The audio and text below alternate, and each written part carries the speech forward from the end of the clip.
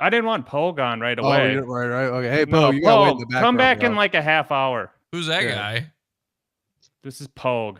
He's another OG. He's obsessed with the Dabbleverse. We can ask him about Dabbleverse stuff when we get into it. Hey, Ken, can you hear us? I don't know or what not? that is. Got you. All right, cool. We're gonna yeah, Pogue, we're gonna interview Jesse for a little bit first, and then we'll bring you in, okay? Nali. All right, we'll have him 30 minutes.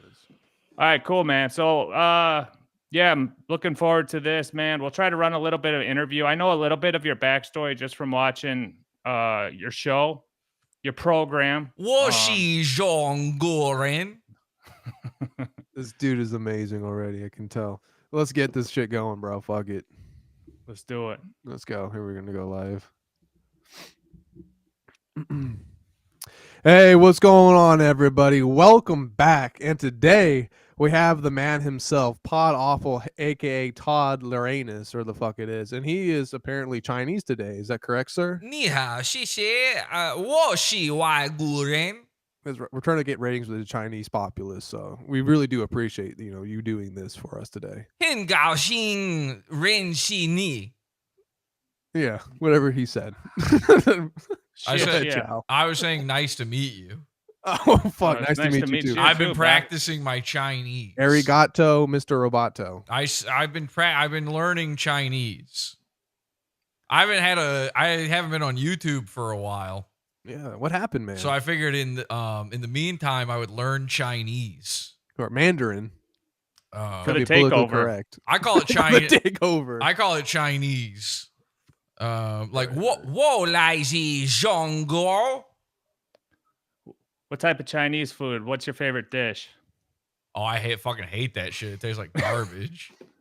Yeah. It's like I lived in New York and I swear to God, I saw them catching pigeons in the park. Yeah, dude. That's good shit right there, man. They'll make that out of anything. Rats, pigeons. The cockroaches in the fucking apartments. 100%.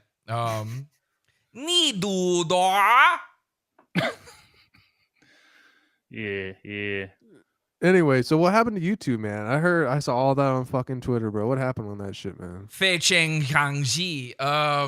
Right. Thank you very much. Basically what happened is YouTube said you don't get to have a channel no more on an account of did you know that it's against the rules? Are we on YouTube right now? Definitely. Okay, so watch. I'm going to do something that's against the rules. Ready? Yeah, of course. This is what I did. All right. Guys, this video is going to end right now, and we're going to go over to my website, podawful.com, and we're going to finish the show over there. So if you'd like to see the rest of this, go watch it over there at podawful.com. Please. And then... now that's not. We're not really doing that, right? By the way, I am restreaming on my YouTube. I hope you don't care. No, I don't give a fuck. If you care, I'll stop. No, I don't care. No, it's all good. Okay, guys, go watch on what is the channel called? Mere Musk. Yeah. Go watch on Mere Musk. I'm just restreaming it to my channel so that I don't have to like download this later. Okay, so it's against the rules apparently. Like, have you ever seen you ever watch anything on YouTube? Yes, of course. Oh yeah, all the time. Really? Yeah. I'm a huge YouTube head. Yeah, man. I love the ads. So what do you watch? What's like your favorite guy? My favorite guy right now? Yeah, who's your guy? Probably. Go ahead. Mine is Ray DeVito. He's my, like you call him goons. He's my specimen. Like I love watching him. I love all of his antics. So okay, I don't know who that is, but is he? What is he? He's a comedian. He's a comedian. Comedian? Does he have like does he ever do anything where he's got like a Patreon or anything like that? Okay. Yeah. So you know when a guy's got a YouTube and he's got a Patreon because he's not making any money off of the YouTube, and then what he'll do is sometimes what they'll do is they'll put like 5 minutes of a stream or a show or whatever on YouTube, and then they go, okay, now go over to the Patreon and watch the rest over there. Right, of course. And like Steven Crowder does. Yeah. It's like a trailer, right? Mm-hmm. Those aren't okay on YouTube. According to YouTube, YouTube told me that's against the rules. Now, I know you've seen 100 million people do this 100 million times. But nope. Not allowed. Against the rule. You're not allowed to do that on YouTube. Now, I'm the only person who's ever gotten in trouble for breaking that rule, as far as I can find. But they are pretty steadfast about it because they won't give me my channel back. But hey, listen, I've lost more subscribers than I'll ever gain at this point. I lost a channel with like 11,000 subs, and then I lost a channel with fucking 4,000, and then, I lose channels. So what I do, my new thing now is I do a new season of the show every time I have to start a new YouTube channel. Right. There you go, man. Yeah. So yeah, when by the way, like, there's no point in having seasons on a podcast. That doesn't make any sense. That makes sense. Don't tell Red Bar that. He started doing seasons way after me. Like seasons, he started doing seasons in season 18 or something like that. I don't know, whatever, but it was like 17 or 18 or 19, somewhere in there. All of a sudden, he's like, "Oh yes, Jules, it's a season. Shout out!" Yeah, right. Now, I invented this. This is called clapping. I came up with it. And then I'm like, now I did seasons since fucking the first episode of I said on the first episode, this is season 1. And that was in 2009. And I was making fun of the idea of there being it doesn't make sense for there to be season. It's a podcast. You just do it who all gives the a fuck? time. Just hop on an episode. Right, exactly. It doesn't mean anything. And then what happened was I had when I first started doing the podcast, I had this co-host. You know how like you guys are 2 guys? We were best friends. Yeah. Are you best friends? And yes. No, we love each other. Do you guys know each other IRL? Yeah. Really? Yes. No. That's fucked up. So would you guys have you ever met in real life though? That's a real question. No, that's some gay fact shit. No. We keep it. Would you ever hang out in real life with each other? Definitely. At a bar. I would walk right up to him. I think so. Yeah. I think if Mir needed something, do either on the street begging, Yeah. I think Chow would throw me some change. Do either of you secretly think the other guy's like kind of gay and sucks? No, we're actually brilliant. No, I think I get a kick out of everything Lil Mir does. So we're just different, but it vibes well for what we're trying to do. And neither of us take it too serious, you know. Whoa, ting dee dong.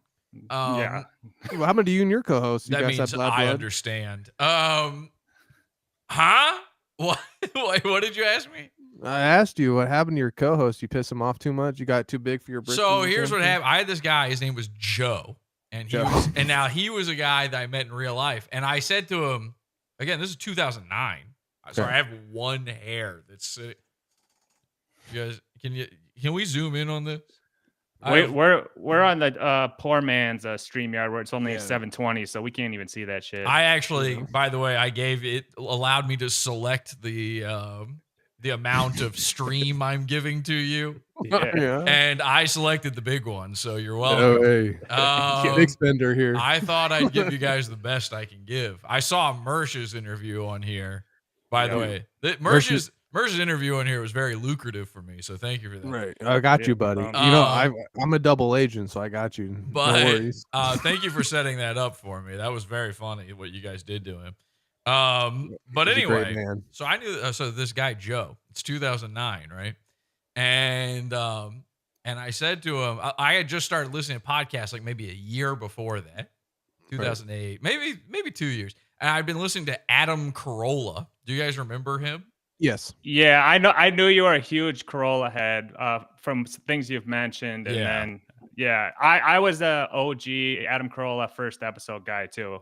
Okay, so I listened to I used to fall asleep at night with a hidden radio under my pillow listening to Loveline as a kid. Yep. Like I wasn't supposed to be up, and I probably wasn't supposed to be listening to that, and I'd listen to that every night. I loved Adam Carolla, and so I listened to his podcast when he had this podcast. I didn't know what a podcast was. I listened to that, and then I moved to New York to do comedy, and I met this guy Joe, and he was this like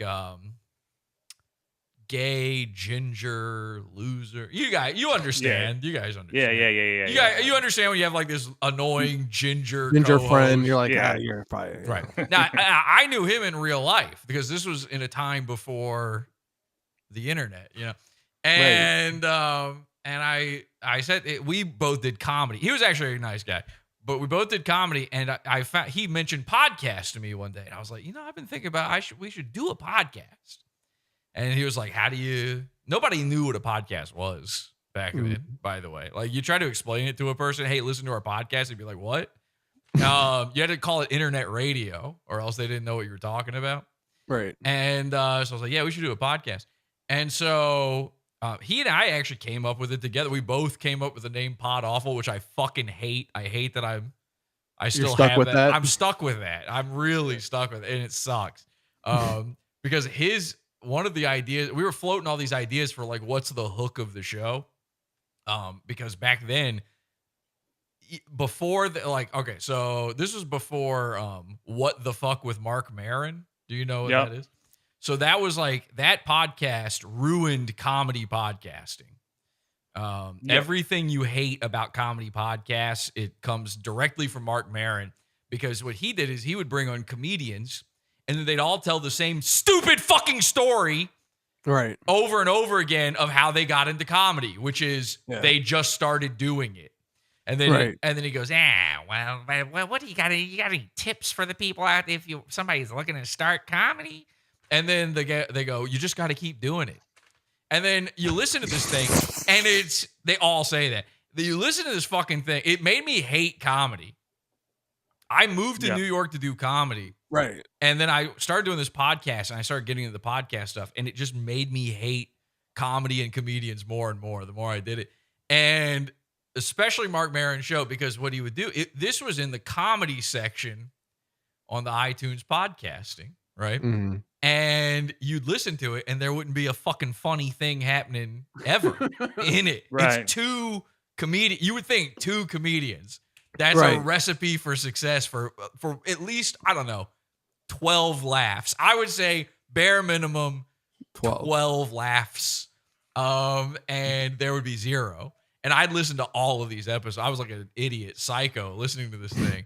And that's kind of how Pod Awful became making fun of podcasts and stuff, because I would listen to this thing. I just grew to hate it more and more. And so when I was talking to this Joe character about doing a podcast, we were like, oh, there's got to be an idea. We got to do something. You need a hook. Which it turns out that's not true at all. You don't have to have an idea. Just do it. Here's what you can do. You can just interview a nobody. You can be a nobody. Yep. And you're allowed, and that's allowed. And then somehow you manage to get, Stuttering John on a handful of retards to watch.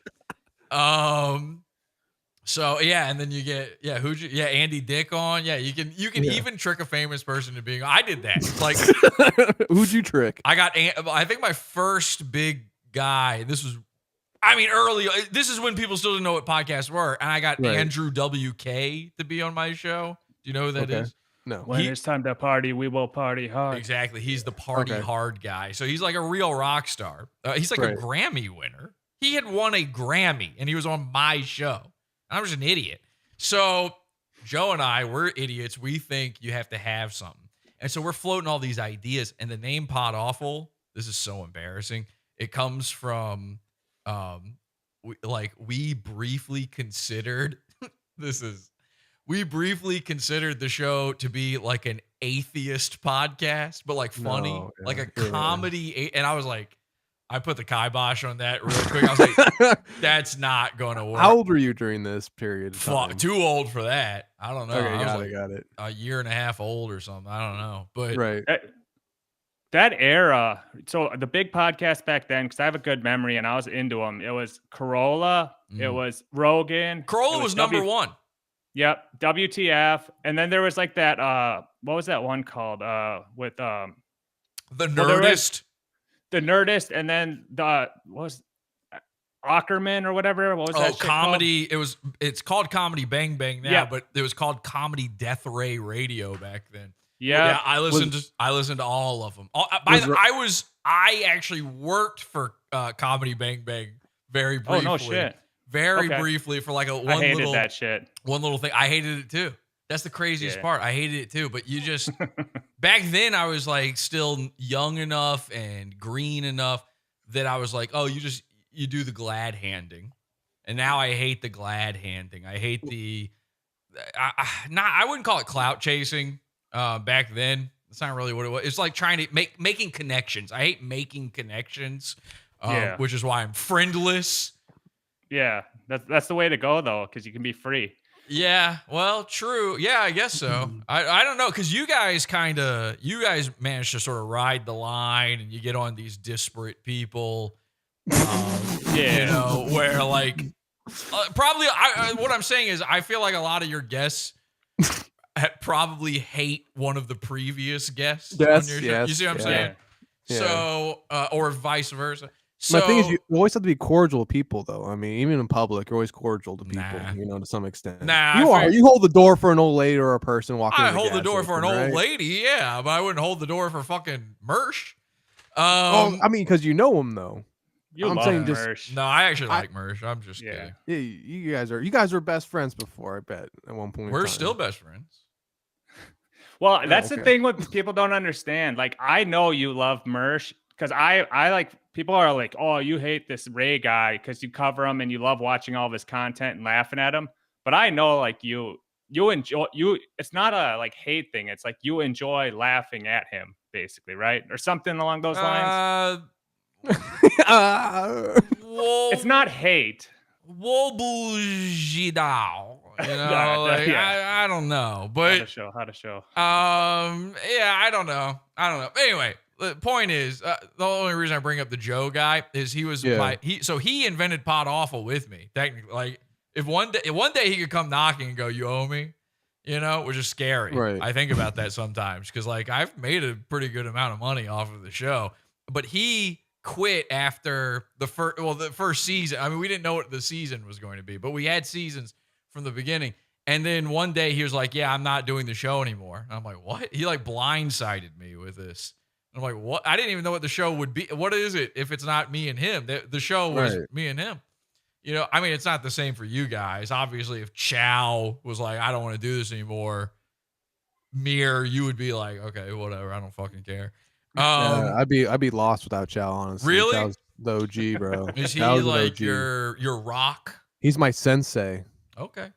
That's why they call him the doctor. So, yeah, I didn't know what that, but anyway, so I was so furious at Joe for quitting the show that I was like, okay, the season is over. And then when I came back for season 2 and I was alone, we had this whole, cliffhanger sort of thing with the last episode where we were supposed to be revealing that one of the guests we had on during that season had died. It was like this whole, like, it was just this stupid joke thing, kind of making fun of TV and podcasts. And then I was so mad at Joe for quitting the show that instead I made it like a dream sequence where, no, it turns out the guest didn't die. Instead, Joe had died. Right. And the way he had died was that I had rolled over on him in my sleep and suffocated him. Which like implies that we sleep in the same bed and we're gay guys, I guess. Yeah. But it's like I was thinking of it like a Ren and Stimpy style sort of, you know. Right. Something innocent. Yeah, but now that I say that out loud, I remember that then they made the Ren and Stimpy adult party cartoon where they were like overtly gay and had they do fuck each other. It turns out. So I probably shouldn't have used that. Did that ruin you and his relationship once he left the show? Oh yeah. Because we did improv together too, which is gay as it is. I guess we are gay Ren and Stimpy guys, but we did improv. We had an improv team. And it was cool. It was fun. We had it was a bunch of dudes. Like it was all the funny guys that we had met doing comedy all together. And it was just a fun hangout kind of thing, really. And then he quit that too. And I realized, and this is what made I hate when I get called a clout chaser. And this is probably why, because I'm the last thing when it comes to clout chasing. I hate this. He quit because he thought like, oh, if I'm with these dudes, I'm not going to make it in improv. Oh my God. Yeah. Which is like wildly gay. And then improv was hype back then though. It was. Yeah, I mean, it was the biggest thing. It was, if you wanted to get into comedy, that was like fucking your ticket.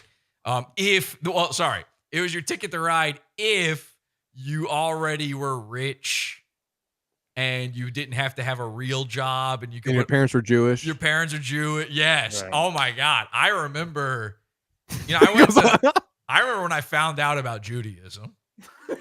When I learned of, do you remember that? Do you guys remember the first time you found out? Yes, my Yugoslavian brother at work told me about it, and then I was immersed with it. I mean, obviously, like when you're a kid, you see them do a Hanukkah on a TV show, and you're like, oh, they're just like us.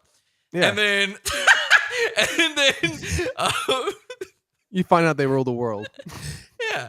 And then, but yeah, that moment where you're like, oh, there's a different thing going on. Like because I was doing this improv shit, and I was at the UCB theater, and this was like this is the place. All right. You can make fun of it all you want, but like fucking for 10 to 15 years, everybody in comedy came out of this fucking place. Like everybody was doing well.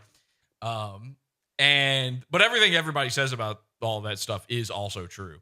That it's gay and it's like theater kids and shit like that. And I just learned that the hard way. I had to go there to find that out. And I remember sitting there this was early on. It was like year 1, I think, while I was there. I stayed there for a while. Year 1 while I was there, I remember there's this kid, and he was like, he's the type of Jewish where he's like just covered in hair, every single part. He's got the curly hair. If he takes off his shirt, it's like he's still got a wool sweater on, and he's like got the very awkward, like long arms. He holds like this, like he's vampiric in a way, or he's like a mummy or something. Right. He's that type of Jewish. He's the mummy type of Jewish.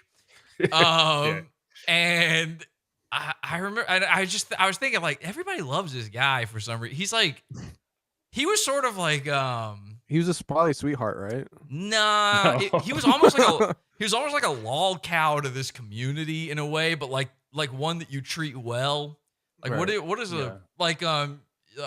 that fucking autistic retarded kid's name that dresses in suits and eats fast food on YouTube and everyone pretends that they like him and they're not making fun of him? Review Bra. I always forget his name. Review Bra. Do you know what I'm talking about? He's like an autistic. I don't know him. He wears suits and he just eats in his car. He eats a Wendy's burger and gives them like very proper reviews. And everybody pretends like they love that. That was this guy. This guy was like, everybody was kind of laughing at him and he was like almost like a mascot in a way. And okay. Yeah. And it pissed me off. Cause like I hated the idea. Okay, so we're all cool with laughing at this guy to his face, but we just can't tell him we're doing that. I hate that. I hate that there's like these designated people that everyone just silently agrees it's okay to laugh at and make fun of. But then the second you do it to like somebody that's not designated, no, you can't do that. Oh yeah, you're stepping out of line. I can't stand that shit. And I'm staring at this. His name's David Bloveband, by the way. Look him up. Okay. I don't care. Dave Bloveband. And he was like, he literally, there was this TV show sprang up out of this internet community I was part of. And they literally used him as like a mascot on it. Like he became this thing called the human fish on there where they made him, and because he was all hairy, they made him sit there in swim trunks with no shirt on and flippers and wear goggles. And like he was like this, he was a retard. I mean, he's just a retard.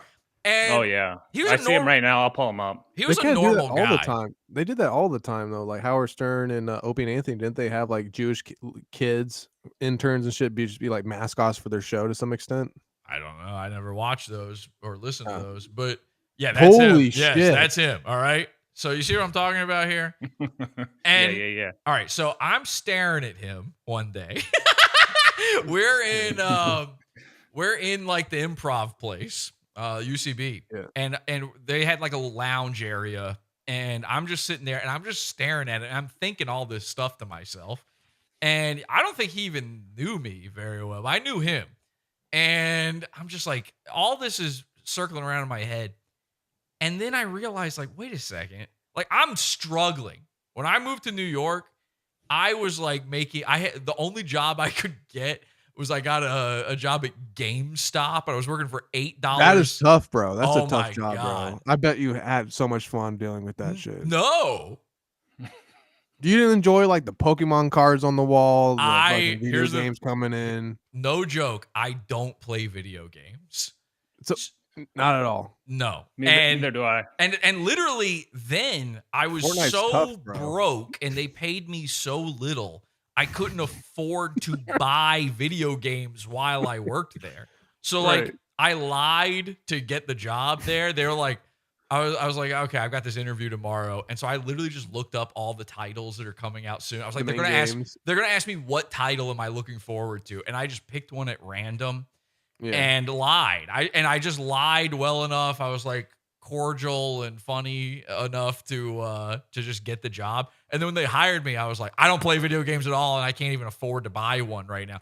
And I was like, I was so poor that I was like melting basically. Like my body, I was like so thin that none of my clothes fit me anymore. I didn't even have a belt that would fit, and I was having to hold my jeans onto me. And so I'm like, Nice. I'm horrifically poor. Yeah. And I have like no money, just none. And you know, rent is $1,000 a month In New York. Yeah, and Well, that's yeah. with sharing a place, you know. Yeah. And it only got worse from there. That was still early on. And I'm staring at this Dave Blove band guy, and I'm like, how is he able to just sit here? He's just here all day.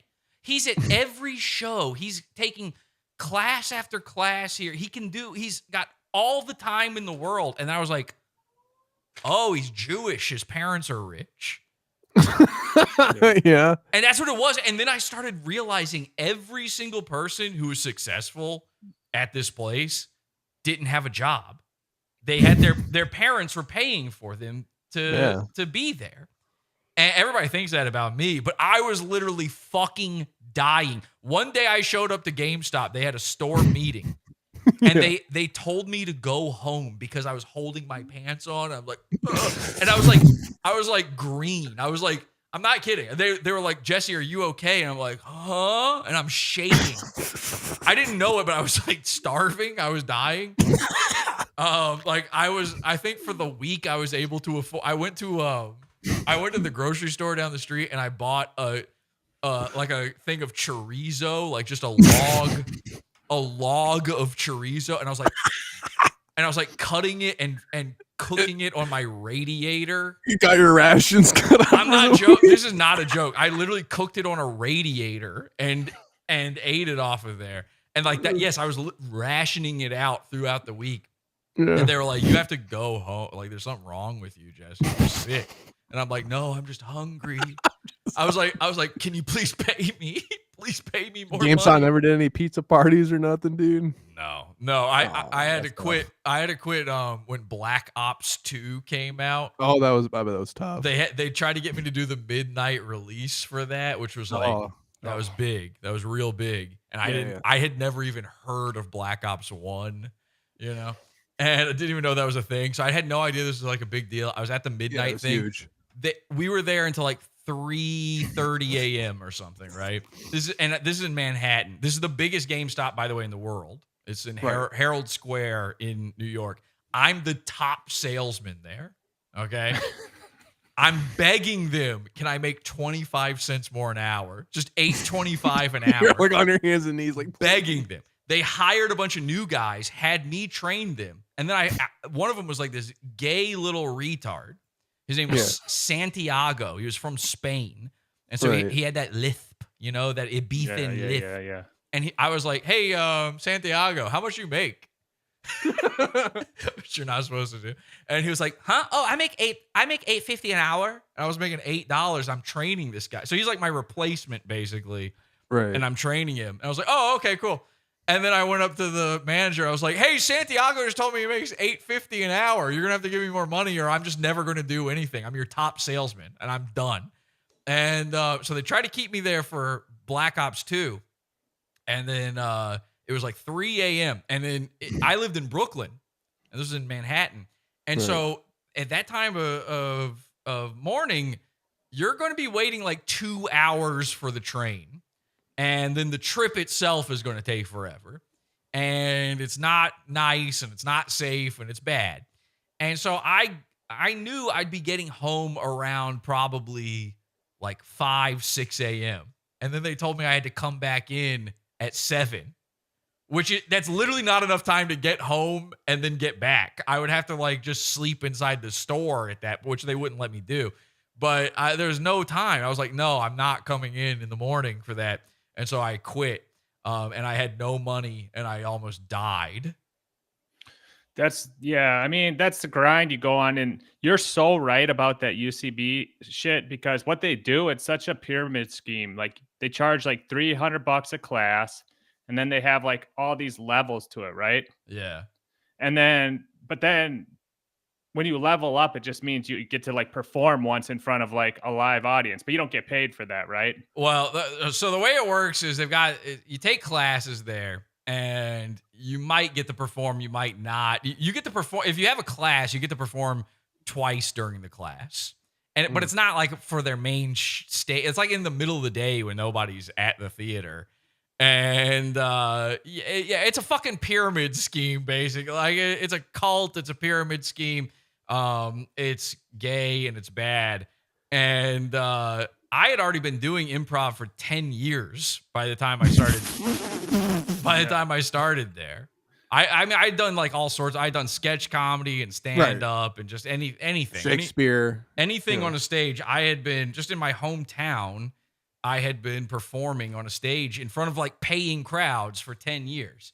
Right. And then I moved to New York and I started doing this thing. I was like, oh shit, this is a fucking ripoff. Like, and it costs like $400 a class. So that's a little bit different than what mostly I hear from comedians. Cause usually comedians, when they come to New York to make it big, they're usually been traumatized in childhood to some extent. They've been raped, they've been molested, whatever the fuck it is. Yeah. But you, it sounds like you're a performer.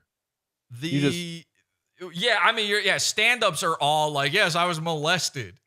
They love stand-ups love being molested to a point where I think they're lying about it, like it's stolen molested valor. Like I think they are all trying to top each other because one comedian. Here's what happened. Like what was that clown? Pagliacci or whatever, the sad clown, where the doctor is like, why don't you go see the clown, Pagliacci, the famous clown? That'll make you feel better. And he's like, but doctor, I am Pagliacci. So they heard that story one day. And then one comedian was like, fuck it, I'm going to top that. I'm going to fucking kill myself. Bye. And then he blew his stupid head off, right? And then when you hear about a comedian committing S, are we allowed to say it? When a comedian takes vitamin S, do you know what I'm talking about? Yep. Of course, we catch it. When you hear about that, you're like, oh wow. So the man who made us laugh was actually, he was crying inside. It's this like gay thing that everybody, when Robin Williams died, everybody's like, oh my gosh, he had the secret pain. We none of us knew. He kept us smiling while he. It was so gay. Yeah. So, which by the way, Robin Williams came to UCB one time. He pretended to jack off on me. That's my Robin Williams story. There you go. That's improv. That really happened. He was like pretending to masturbate and jizz on me. So anyway, I think. So you were never molested then? No, God no. And okay, by the way, parents, good parents. By the way, if I was molested, you would never know about it. I could be lying right now. I could have been like severely molested. I might be one of the most molested people of all time. You're not ever going to know about it because why would you tell people? Share that with anyone. But that's the thing. Comedians, Richard Jeni fucking shot his head off or whatever. And so they all get it in their heads. The stand-up comedians all get it in their heads like, oh, in order to be good, you have to be dark. You have to secretly in your head be dark and you have to be messed up and you have to be on drugs and you have to drink. And then I think they're all just trying to top each other. Most of them are lying at this point. A lot of them are like sober too. So they're like, I think a lot of comedy people, and not even just stand-ups, but like podcast people, I think a lot of them are lying about drinking. I think they're fake drinking. I think they are fake taking drugs. Well, I'm not going to name any names right now, but maybe somebody we've mentioned already. Red Bar? Yeah. Whoa! Dude, no, I see him down those bottles. I see him smoking that kush, bro. You see him down that decanter he set up on his desk for you to see it ahead Right. of time. Yeah, the guy who is in so much pain and he's going to the doctor all the time. He's And shitting he's himself in diapers, all that showing shit. himself opening up his granny box of pills. Yeah, he's probably just drinking nonstop. Yeah, that's an interesting one. And interestingly enough, the first time I ever saw you was on his show. Oh, really? When was that? So I remember during Melton Watch, you had popped in on the show a Yeah. time or two. That's true. That is true. And then a couple years later, you popped on the show when that whole war ski and like Mersh and like Yeah. he was covering something and he had you on and he was almost like trying to like, I don't know who you are. That was remember? yeah. Which he had been on my show at that. Like he had known me for years at that point. Yeah. This was like Oh. 3 or 4 years after that. So Yeah. Well, he's like, he's in his late stage Howard Stern mode where he's invented everything. He's Everybody's politically correct now. copying him. He's Jewish. Yeah, he hates Sven. I think Sven was talking about. You saw this Sven shit. I'm best friends with Sven. Sven's told me everything from behind the scenes. It's actually crazy. I haven't done the show in forever. My first show back's actually going to be talking about all of this because it was one of his fans that got me booted off of YouTube. Oh shit. Okay. Yeah, it was a Red Bar guy was mad that I'm friends with Sven now. So he reported every one of my videos just hoping something would stick and managed to get the dumbest thing ever to stick. So yeah, I will be talking about all that. But anyway, I just think a lot of the all the stand-up guys, they want to be like secret, they want to be like dark. I would say secretly, but it's not a secret. They talk about it constantly. They're like, oh, I'm so fucked up. And then all the improv people, and this is why improv gets made fun of for being gay. All the improv people are the exact opposite. They had great childhoods. They're usually rich, their parents are rich. They're paying for their ride. Yeah. Yeah, exactly. But there's a lot of this is what nobody talks about is there's way more crossover between those things than anybody likes to admit. Like there's a lot of improv people who do stand up, a lot of stand up people who do improv. I mean, like fucking at UCB, I saw like all of the greatest stand ups ever go through both perform there, doing stand up, sometimes sit in on improv shit, just hanging out there. Like I saw Louis C.K. there one time. Like he performed there regularly. Like there's no this whole like bad blood thing between improv. I don't have a dog in the fight. I hate both. Improv and stand up are for. I almost said the faggot? word. Okay, am I allowed? Yeah, I don't give a fuck. Oh wait, I just remembered I'm streaming on my channel. No.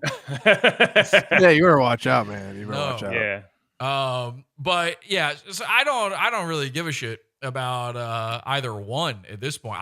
I started going full tilt into the podcast shit because I ended up hating both. But yes, a lot of improv people are like babies. They're basically adult babies that have never had a problem. And that is why it's so funny when people make fun of me for doing improv because it's like, well, that's why I stopped doing it. I stopped doing it because I realized that I agree with you. I'm on your side with it. I hate those people. Like when I realized how easy they all had it and it's like, I've got friends. I have people who I was like very close friends with who work on very big comedy projects, shows, right? Like the Tonight Show, stuff you can name, huge things, and not one of them deserves it.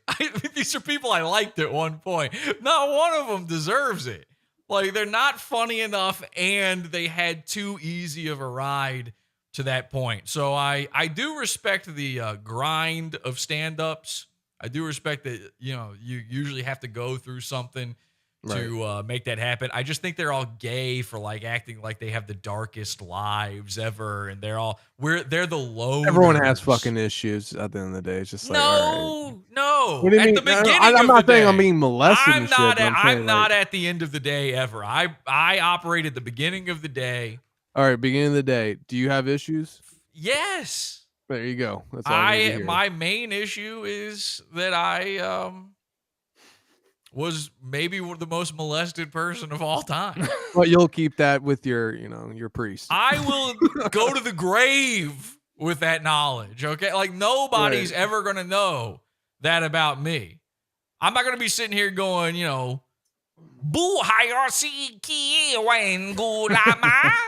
trying to figure out Someone what to do decipher that about right it. now. No, on the stand-up thing, Yeah. I kind of bucketed. I was thinking about this the other day, and like, why do people get into doing stand-up? And I think there's a couple little buckets you can put people in. There's like people who are into drinking and have a substance abuse people problem, who are into fucking. and Fuck people yeah. who want to go get pussy. That's the other one. Mm. And then, of course, an overarching thing is, you know, you want the adrenaline or whatever that you get from being in front Right. of the stage and all that type of stuff. So I was trying to like, because you can almost pinpoint like certain guys and what their vices are. And That's another thing actually that I really hate about stand-ups that's really gay about, and I guess maybe improv people, but I never hear them say it. Stand-ups actually will admit this out loud. That thing where they're like, the adrenaline rush of a crowd laughing. Like, oh, it's like a drug. Oh man, just inject that into my when you're up there murdering, when they start talking about murdering, I'm out. The second they Yeah, start saying killing. murdering, killing, murdering, yeah, you've never killed, you've never murdered. The room, like, and by the way, your profession is one where the people in the audience have to be drunk to enjoy it. Like, sorry, you're not that funny. You just aren't. When you're up there killing, you're up there murdering, it means that the bartender had a heavier hand that day. That's it. It's just, I've never, like, I like making people laugh. I like being funny, but I You're like it. hilarious. I love it. I like it for me. Like I'm laughing. And Right. then that thing of where it's like, oh man, the crowd, when I hear the Who gives a roar, fuck what they think? it's not that I don't care. I want them to laugh too, but it's like I'm hoping, but like Right. I'm mostly like just trying to make myself laugh. And that thing about it, oh, it's like a drug. I've never experienced it. But I also have here's one of my issues. If we can talk Mark Maron style about my issues real quick. Yes, I'd love to hear about Preach. what's going on with you. Aside from being Schrodinger's molested boy, Yeah. Of course. my other issue is that I suffer from a condition known as anhedonia, that has to do with your. which is not Chinese, by the way. I mean, I just don't like anything. I don't enjoy anything. Okay. And I think part of that, And that's true. That's 100% true. yeah. Oh shit. Okay. That's why I don't play video games. I don't like music. I figured this out when I talked to people about music, you know, when I was young, and I realized that everyone else likes music and I didn't. And Yeah. which is kind of odd. You can't feel joy. Yeah, basically. So like, I mean, I can't. There are things I can, like, you know, my family. Your podcast. I bet you feel joy from no, that. no, No. no. You know, my wife, my children, that sort of stuff. Sure, but here's the way it manifests for me. I never feel a sense of accomplishment ever. Mhm. It just doesn't happen for me. I never feel like I've done something, I've achieved anything, that anything had any point to it. I've never once really felt. Every once in a while, I'll get like a shade of that, where I'll be like, "Oh, Huh. it sort of felt nice to get that done," and Right. then it instantly evaporates, and I'm like, Uh, "Okay, no, never mind. I was wrong." It's not that big a deal in the grand scheme of things. Yeah, and so I've never felt accomplishment, and I think that's kind of what the enjoying that laugh from people is like. I think it's like an accomplishment because, you know, you came up with the joke and you're testing it on them and you're seeing if it works, and when they do it, you're getting that. I don't have that. That doesn't happen, and I don't care if they don't laugh. It's like, well, I know I it's laughed. funny. Fuck you. Well, if I think it's funny, then I'm right. I can't be here. That's the shitty thing about art. Not that comedy is art. Certainly not that anything I do is art. But what they say about art is that it is subjective, right? Yes. No, it isn't. Okay. I'm waiting. Not really. Not really. Yeah. And, because like when you go to you ever been to a museum? Yes. So when you go to the museum, you ever been to a modern art museum? Yeah, Yep. I have. Yeah. All right.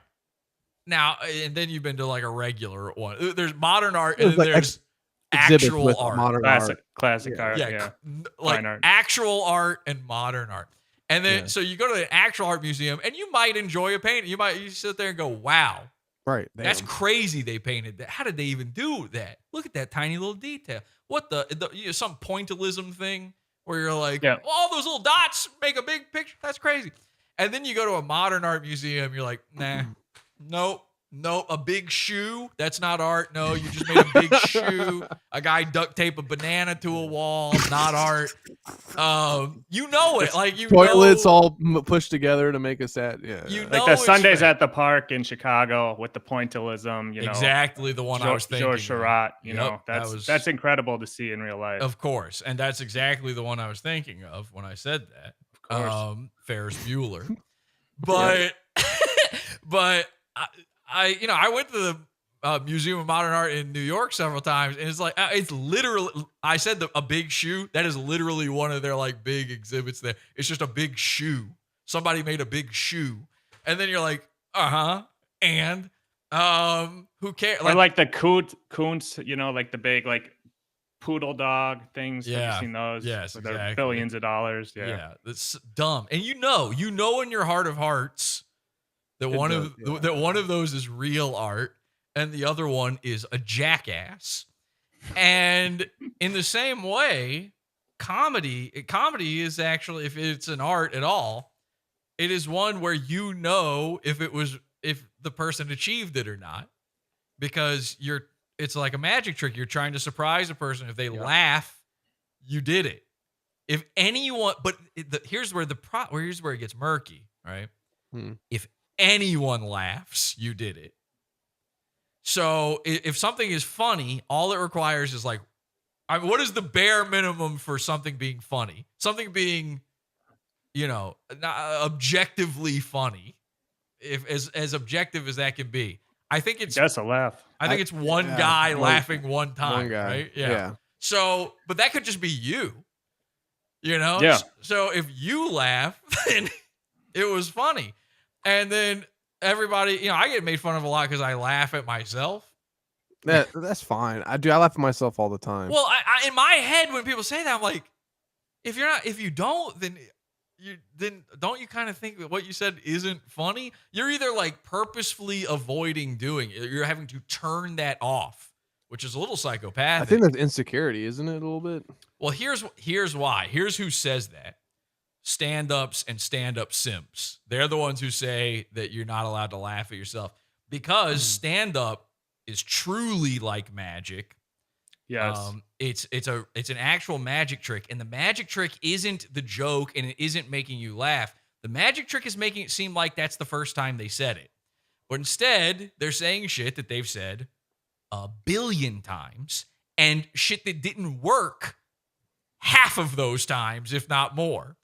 And no one laughed in any of those times. That guy on stage isn't laughing because he knows he knows what he's going to say. I'm laughing because I'm making it up as I go. You know what I mean? Yeah. So if something's really funny, you can't stop yourself from laughing. Dave Chappelle does the opposite, though, and no one seems to give him trouble for it. He pretends to laugh at the joke he said 800 million times. He's faking it. And when he hits himself with the microphone, he goes the stagecraft to cue. Now, here, Jesse, on that note, when you analyze comedy and the joke versus, I think most of comedy is stagecraft and all these little magic tricks to what makes a good, where the regular person says that's a good comedian. There's all this other stuff that goes into it. Just like when you realize really good art has, like, it follows the rules of third, the painting has the right composition and different things. I think there's more of like the structure of what the comedian's doing more than the actual joke. What do you think about that? Yeah, I mean that's for stand up. Yes, that's 100% what it is. Like it's all just it's the shitty parts you don't want to have to think about. And I have I've never been able to turn off that part of my brain while watching comedy. And that actually goes for improv and any sketch, any form of comedy. When I'm watching other people do it, I am analyzing it that way. And Yeah. I always have, and I can't not do it. And I've said this since, I mean, I started doing improv when I was like 13. Mhm. And I said all the way back then, like, I don't enjoy watching it. I don't think Yep. it's fun to watch. Like, I get why other people enjoy it, but for me, it's not fun to watch it. I'm sitting there and I'm watching the moves and I know what's coming. Yep. And when I watch stand up, it's the same way. I know what the punchline is going to be. I know because I understand it from the setup. And Right. because there's like 5 things it could possibly be, and one of them is likely. And that doesn't mean that it won't necessarily be funny, or even that I won't laugh at the joke if it's done well, which is the craft part, the stage craft part, Right. as you put it. But I'm not watching it like the average person, where Well, I'm just that I can't be mindless about it, and I th- wish I could. and that I'm 100% like that with stand-up comedy too, because it's so formulaic, and that's why I like absurd, like YouTube type. I laugh at like the absurd characters on YouTube, or even like Yeah. I think Brendan Schaub's comedy special is funny because it's just so absurd. Like it's out of left field. Oh yeah, Some bad weird comedy is the funniest right? comedy. Exactly. So it's like he's like, oh, Mexican cookies, the chocolate chip with salsa on it, or something. It's like I don't know, like just to me that stuff's funnier than just like your quote unquote 7 out of 10 comedian who it's like you kind of tell where it's going and Yeah, it's all that's why I started going only doing podcasting for my comedy outlet or whatever, is because it was complete, at least the way I do it is completely on the fly, just totally making shit up. And a lot of times it is, involving characters and people who aren't even aware they're part of it in some Right. way. I think of my podcast as more like a sitcom in a way. I Mhm. think it is funny because of the situations that happen. It is situational comedy, like truly, truly to that word, where I am setting up things that I think might have a funny outcome. And then when the show goes live, we'll see if that works or not. Right. But there's no, No, I watched your show because I'm gonna be honest. I mean, I've never really seen your show before. After you covered us with Mersh, and I watched your take on our show and everything like that. And you had a lot of very funny characters, come in and talk and everything like that. And I get what you're saying when you have to have those characters to some extent. yeah. I don't like Chow, you were talking about Comedy Bang Bang earlier, where it's literally a show where they bring on people who improvise character, like they're actually pretending. Nah. I hate that shit. It's not Yeah. it's not authentic, I honestly. I can't, as a guy who it used to be all I did was like go on stage with other people pretending to be characters and never denying what it is they're doing. On a podcast, I cannot do that. Like Yeah. going along with a character and not like breaking the fourth wall from it and stuff. Gay, dude. I hate it. I hate it. I hate it so much. It's so gay and so annoying. And But then we were talking about your show for a second. I mainly started catching you. I knew about you, but I started catching you when you jumped on YouTube. mm, And I started watching your clip channel's great, by the way. That really brings a lot of people in.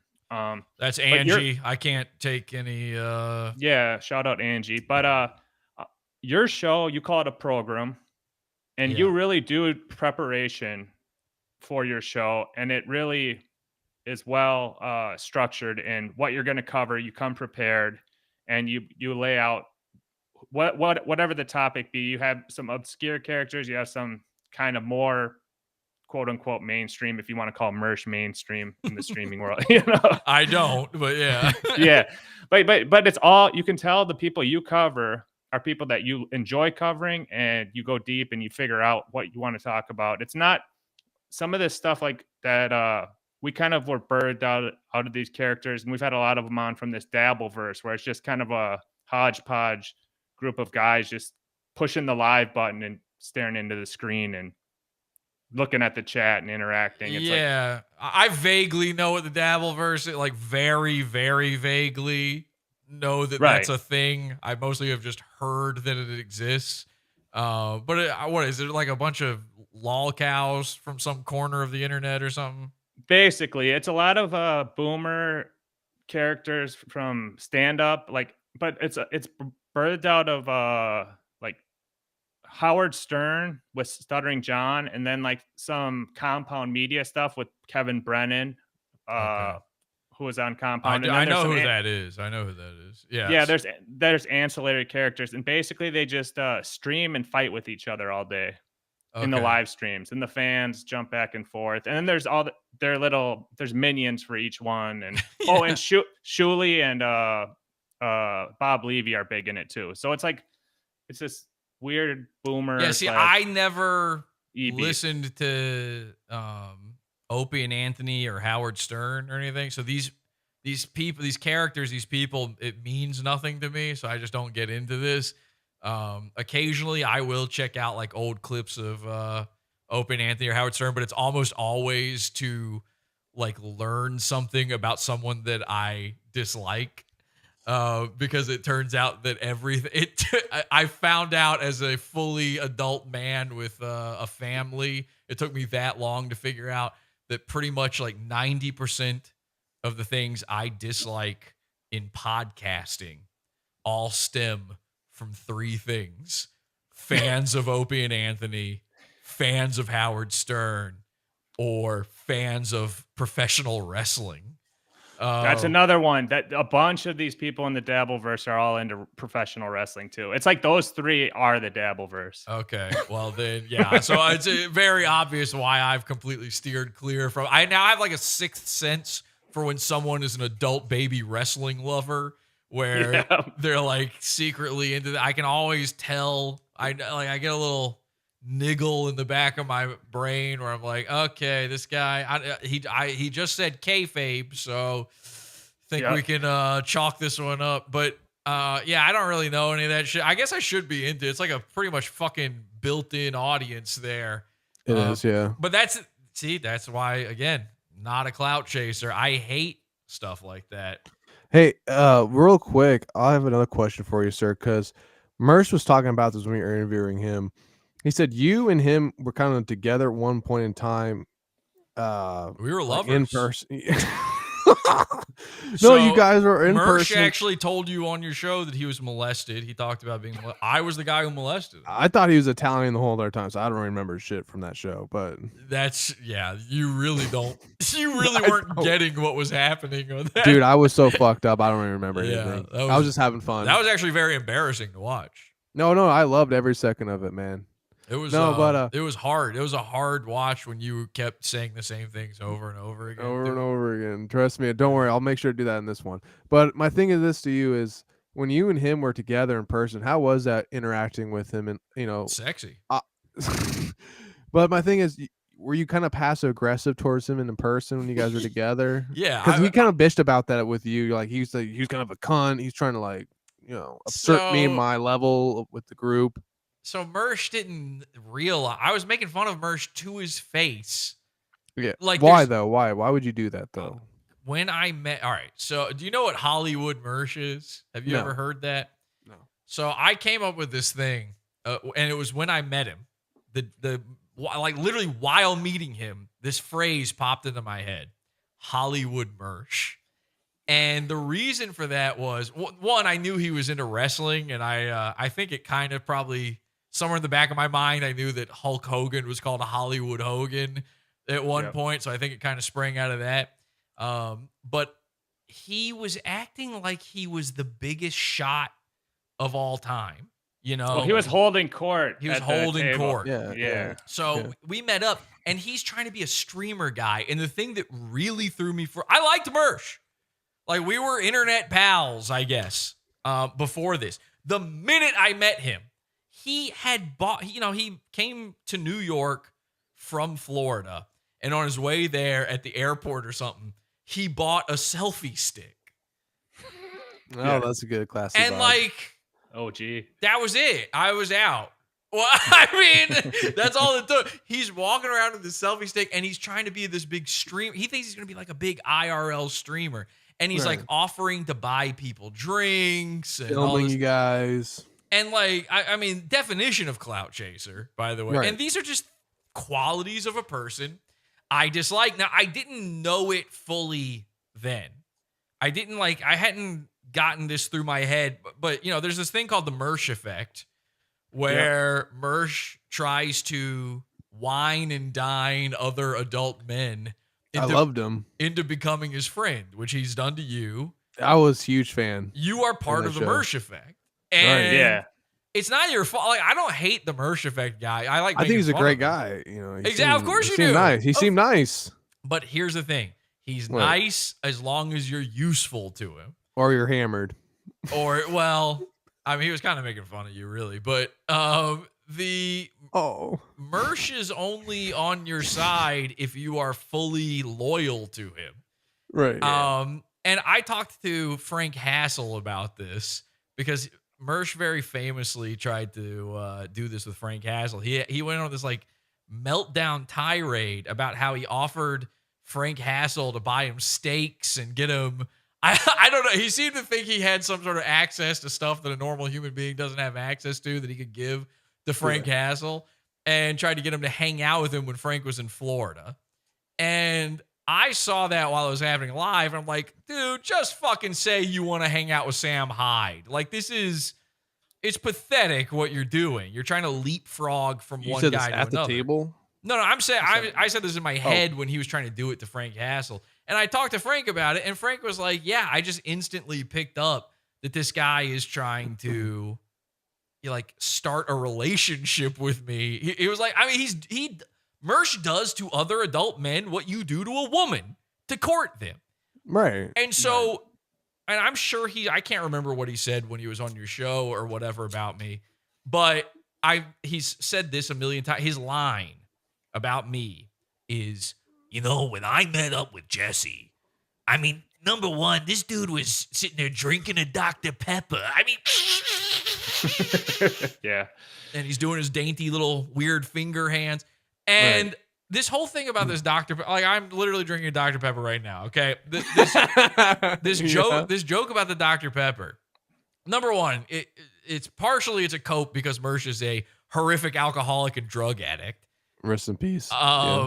And he does this thing where he's like, I don't trust people who don't do drugs. It's like, yeah, well, I call me crazy. I might be the odd man out here. I personally believe that maybe the least trustworthy person is the drug addict. That might be me. The guy who's never done drugs. Maybe I'm just biased in some way, but I feel like it's a pretty common stereotype. Assumption. Yeah, that a drug addict is untrustworthy. But that's his cope. And then this thing about like, oh, I was sitting there drinking Dr. Pepper. Well, Mersh invited me out to a bar. Right. Knowing I don't drink. He already knew that about me. I told him, like, hey, man, I don't. So he's already trying to like assert some type of like dominance over you to some extent, or make you look like a bitch. No, here's what happened. I get there. I'm instantly clocking him for being this like guy who thinks he's making it, you know, in internet Hollywood. Because he's got me there. He's got Carl, the streamer Carl is there. And then he thinks like this is a big wheeling and dealing thing. He takes us to this rooftop bar. That's what you do to a girl. I felt I'm hit, bro. I feel like I was being raped. Like I was being like, even if I did drink, I would not allow him to buy me a drink. I'd be holding my drink like this the whole time, you know? Because I'm going to be date raped by this guy. We're at a rooftop bar. He's got all his little streamer buddies. All these guys show up. They're all on his nuts. This is the real truth of that story. This thing about me drinking a Dr. Pepper. It's all on video. I streamed the whole thing making fun of Mersh. You can see me in the video. I'm drinking water. Here's what actually happened. Mersh, twice, he took us to a rooftop bar. Then he took us to, I found this out after the fact. I think he took us to the bar that like Anthony Cumia hangs out that's at. hot. Yeah. So like he far right wanted buddy. he wanted to like hang out at Kumia's place. And at both places, Mersh offered to buy me a Dr. Pepper. And both times I said, no, I'm good, thanks. I'll just get a water for me. One of those times is on video. You can see me ordering the water from the poor waitress who was having to deal with Mersh's bizarre being. Right. So this whole thing, he's sitting there drinking a doctor. This is a fantasy he came up with. And I only have realized this very recently because I am yet another in a long line of women who have rejected him. Mersh attempted to take me on a date. I said, no, thank you. He tried to get me drunk when I said no. I said, no, thank you again. And this is what he does with man after man. He does this with women too. I've had some of his attempted lovers on the show before, and they say all the same things. They went through the same experience as me.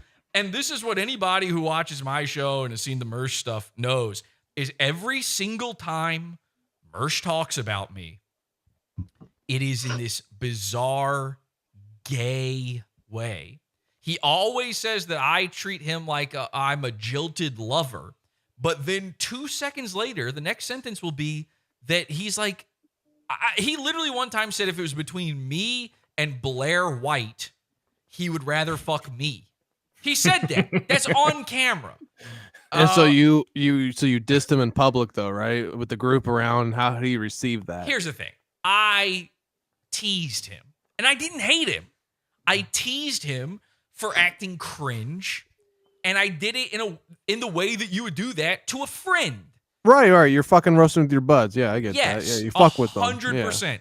There was no part of me that was like there was an animosity or whatever. Right. I was openly doing it to his face, though. I couldn't believe he didn't get this. So he's not a boy. He's just like he's like he took that offensively like a bitch would. No, what ends up happening is later on, I continued being fine with him, and then later on, I did a parody of his show, and he couldn't handle it.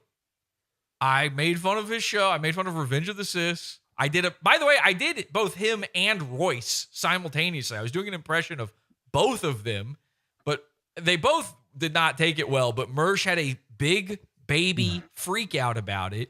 He tried to shut down his entire Discord from being able to watch Pod Awful after that. He said he used the phrase, give him nothing, which then became like a meme. Yeah. And I just couldn't believe his reaction to it. Now, what he'll say is that I did that because I was mad he had Dick Masterson on his show. And I was mad he had Dick Masterson on his show. But it was more specific than that. Right. Dick Masterson, I got kicked off of Patreon because of Dick Masterson. Dick Masterson told his fans to report my Patreon because I had used the N-word. And I have been banned from Patreon since 2016. It was, by the way, I was making all of my money off of Patreon back then. Right. So I lost my job because of this dude. There's a guy, I mean, if a guy goes after your money like that hard, that's self-defense situation time. You could put a gun to a guy's head, you'd have a good case in some states. So as far as I'm concerned, Dick Masterson is an enemy of mine. Mersh and I, and Royce, I guess, to some degree, as far as I was concerned at that point, we were internet friends, even though I had sort of made fun of him. They bring on Dick Masterson. Not only do they interview him, not only do they have him on, and I don't think they have to defend me, by the way. That's not what I'm asking for here. What pissed me off was they had him on to promote. He had created a website that was a Patreon alternative. And the way he advertised the Patreon alternative was that, hey, on our platform, you can say the N-word. Hello? Now, I know for a fact that Royce and Mersh knew what Dick had done to my Patreon. And I thought it was a little strange that there was no question about it. There was no pushback at all. There was not even a little, didn't you? Right? Didn't you say that? But when you got yeah. And what pissed me off about it was that it was because they were clout chasing. It was because they were glad handing things I hate, things I've learned to hate over the years. It wasn't that they didn't defend me. It was that it was so important to them to get in the good graces of this guy that the relationship they had with me didn't matter. Right. Now, I am not, again, I'm not Mersh. You don't have to show me pure loyalty or anything. But if I don't like that, and then I want to make fun of your show as a result, you should probably take that a little bit more graciously than what they did. All I did was make fun of their show. I think it's a good thing when people make fun of your show, honestly. Of course. And people you have done get it more to mine. recognition from it. People had parodied my show. I had parodied other shows. That's kind of what I do. The name of the show is Pod Awful. I sort of am making fun of podcasts. It's kind of the bit. And Mersh has never actually like accepted the fact that, you know, you make him. He's never actually been like, you know what, Pod Awful is actually kind of funny. I enjoy watching. Oh no, Pod Awful I went make fun of my show. I went He's from never one of the admitted that. funniest guys he knew the day before that to I have never been funny the day after that. And that was what was so disingenuous. At the time, I had a bunch of we shared a lot of viewers and listeners. Yeah, some of the same fan base. Yeah. Yeah, the ROTC people were all in the chat watching that show live and laughing their fucking asses off. I had tons of their biggest fans tell me like that was one of the funniest things I've ever seen. That was amazing. You should do it again. And then the next day, all those people were quiet because Mersh had put out a decree that you're not allowed to like me anymore. It literally, how long have I been making fun of Mersh now? Fuck, it's been, is it 5 years? I have been 5 years of making fun of Mersh and ruining his life, by the way. I know. I've seen the clips. Would not have happened if he had just gone, that was funny. That's No, it. no, I would literally still be friends with Mersh. I did not end that stream going like, well, you know, that means we can't talk anymore. So if he came out today and said, you know what, you're actually pretty funny. I'm sorry for the way I've acted in the past, you know, towards your show. I really do enjoy Pod Awful when they make fun of us. Would you guys be good at that point in time? And He would have to do that and then also stop being one of the most embarrassing human beings that's ever existed. It's like, it's too much now. It's too piled on. It's not that I mean, listen, I like being friends with people I make fun of on the show, actually. I like being cool with them. yeah, you shoot on your guests or whatever your I make fun characters. of my actual real life friends. Burgers you know? is one of your guys, right? Yeah, Mr. Burgers. Like I mean, that's a whole other story. But Yeah. Shaman, who is a kind of a crossover with this Dabbleverse shit. I am very good friends with Comedy Shaman. He's a good dude. And he's a great guy. He just got out of rehab, by the way. We wish him the best. And God bless Shaman if you see this. I feel like actually I was a big part of him getting that help, and I hope I was because I really want him to be better. But yeah, I make fun of, and he knows we pick on each other. He picks on me back. It doesn't matter. Yeah, a lot of the I realized actually very recent in recent history, as far as the grand scheme of things, I've realized like I'm probably a little too harsh. Are you? Do you really think so? Yeah, because I should be nice. I should keep them as friends. I don't know, but we always end up being enemies. All right, here's what happens. I'm not good at most things. All right. Well, right.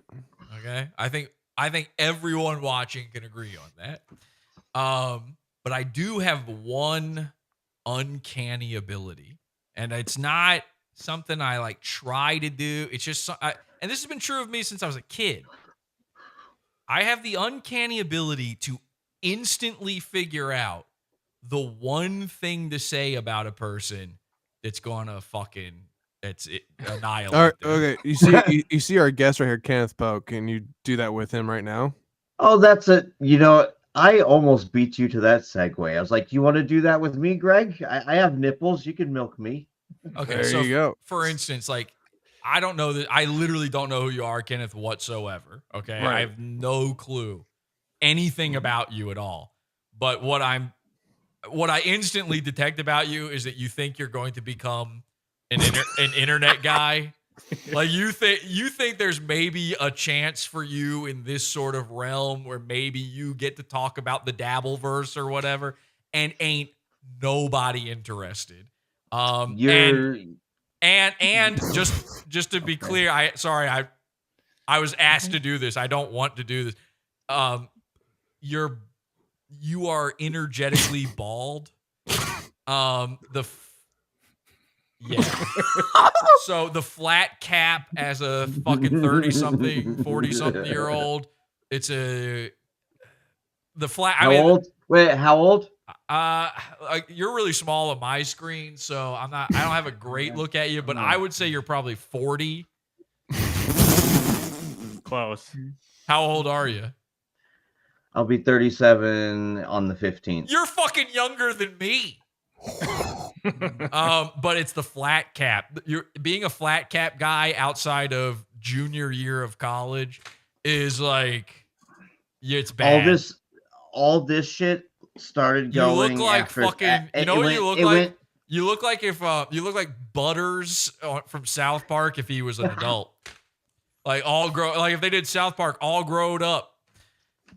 So Ken, why don't you tell Todd Pod Awful here a little bit about yourself so you can get a better scope about what you really are as a person and as a podcaster. I'm sorry. Yeah, we haven't seen you since you disappeared for like you made a big splash on our show 6 to 9 months ago.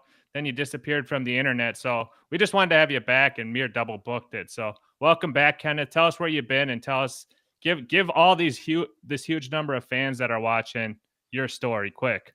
Yeah, that's what I've been doing. I just want to go around, give like a little bit of an update. But I like what he said about like he doesn't know who I am. Like what he thinks I want to be a big I want to be a YouTube star. Well, you're a little late on that, sir. And You already tried and failed at that. Okay, No. so then I'm right. Yeah. Failed. That's harsh, man. That's harsh, bro. Well, you deleted your channel, right? It's not deleted. Oh, good. Okay, so he's still doing it. You're right.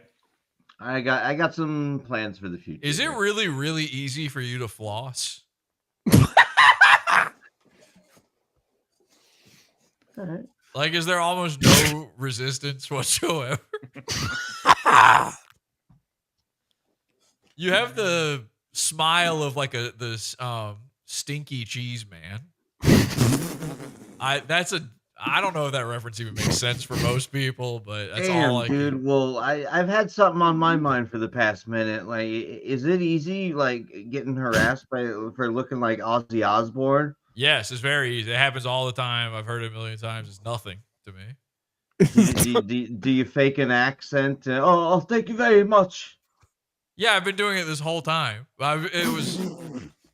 It was Chinese though. I don't know if you caught it. I did catch that. Okay. Right, but Kenneth, continue. Wait, real quick. Good Mandarin. Real quick, Kenneth. I just want to say I didn't want to say the things I said about you. So if I was even slightly close, like I'm sorry.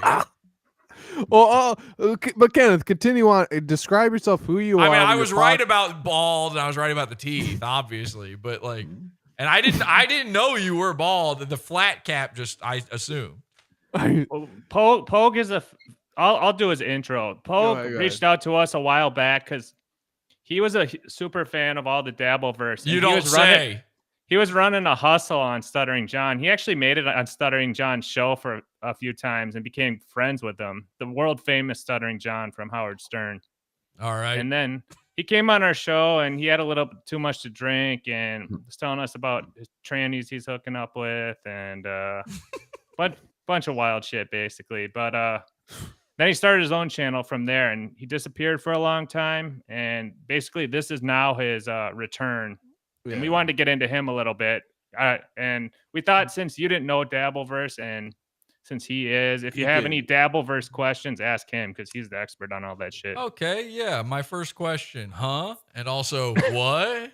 Yeah. No, I don't know anything about it. It's like nothing to me. I don't know.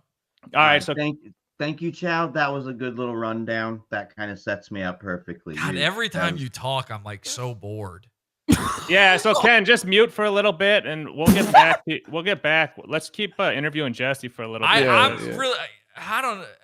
Okay, hang on a second, Kenneth. Let's give Kenneth a chance here. All right? Yeah. Kenneth, go ahead. I don't like that I was like set up to. I don't know this guy at all. No, I didn't want to set him up for this. Kenneth is a funny dude, but no, he's not. No.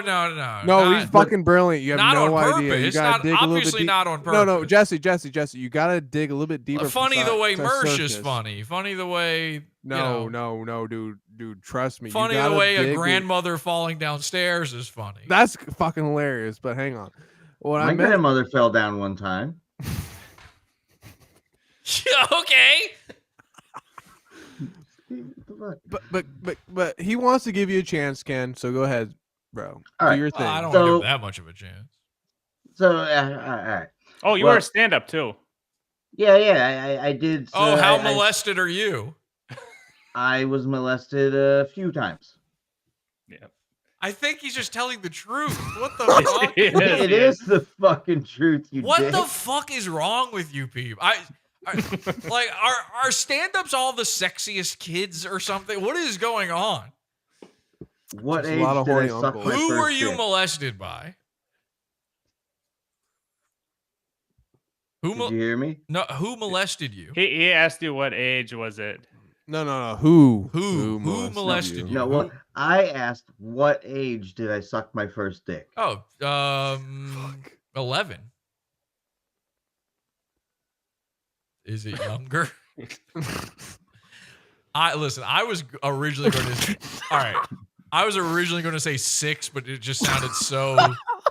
It sounded so silly that I couldn't bring myself to say it. Oh no! Oh, I'm not kidding though. My first guess was 6.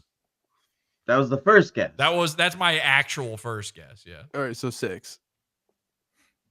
Is it younger? Oh, dude. So he is a stand-up, I guess. Okay, yeah, you're legit. You're basically George Carlin over here. That's the thing they don't tell you. George Carlin was brutally raped as a child, so that's why he was the best stand-up of all time. It's actually a complete like one-line correlation between great stand-up and how hard you were raped. Yeah. Well, Pogue is also a professional musician. I don't give a fuck about that. I want to hear who raped him as a child and how young he was, and I want to hear the whole story about that. Continue. All right, so the first time, babysitter's son, I was 3 years old. He was 16. Nice. Jesus. Cool. Nice. That's hot. Hey, have you ever met Todd? I need an inappropriate bell over here. Ding. Kenneth, have you ever met Todd? Yeah, I've been watching you. I believe that's you, and you're fucking hilarious. Can you say this name here real quick? Todd Laranus. Yeah, there you go. Todd, what is it? Say it one more time. Laranus. The whole Todd name. Laranus. The whole name. Oh shit. Okay. So you probably have a lot in common with Todd Laranus. You and Todd Laranus see eye to brown eye. No. I would say that your babysitter's. I'm trying to think of the name, but I don't know how to verbalize your it. babysitter's son definitely got familiar with Todd Laranus.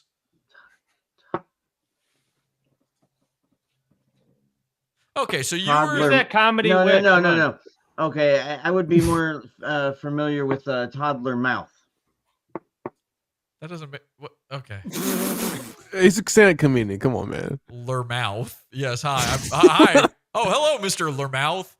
No, but Ken. So it was the first 16-year-old that did you dirty. And don't who say was it after did that? him dirty. That's like. What? What do you want me to say? That's almost too nice for what actually happened. I mean, So, all right, hang on a second. Now listen, and don't take this the wrong way, Ken. Can I call you Kenny? Don't take this the wrong way. No? Okay, what do I call you? I call him Ken. I just call him what the Paul. fuck ever you want. You're man. Knuff. You're Knuff for me. But I got to tell you, and I mean this, all right? Don't take this the wrong way, please. Take this in the spirit it's intended. I was 3 one time.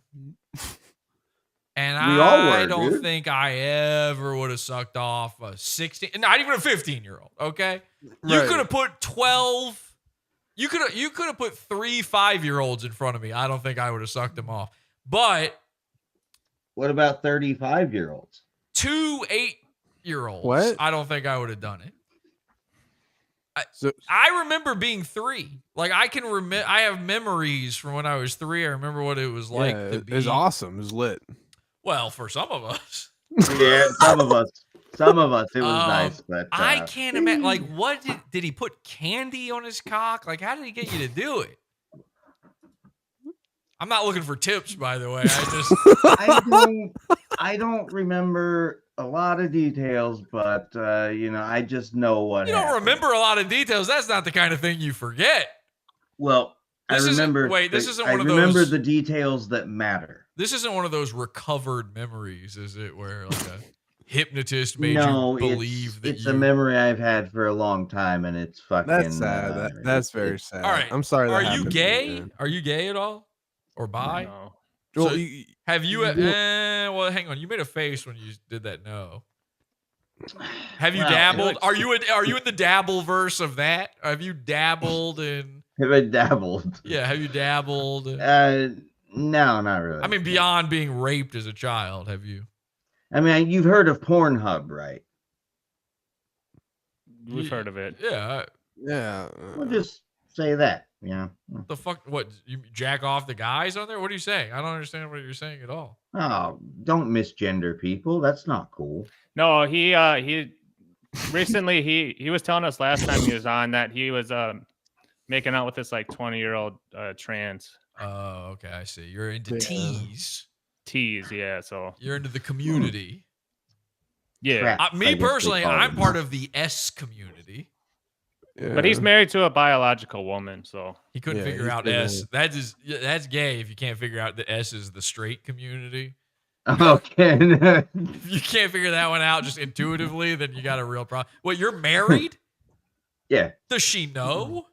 Does she? Yeah. know? That's why do you think I'm in this bachelor pad here? You know. I think he kind of laughed, he kind of bounced on her.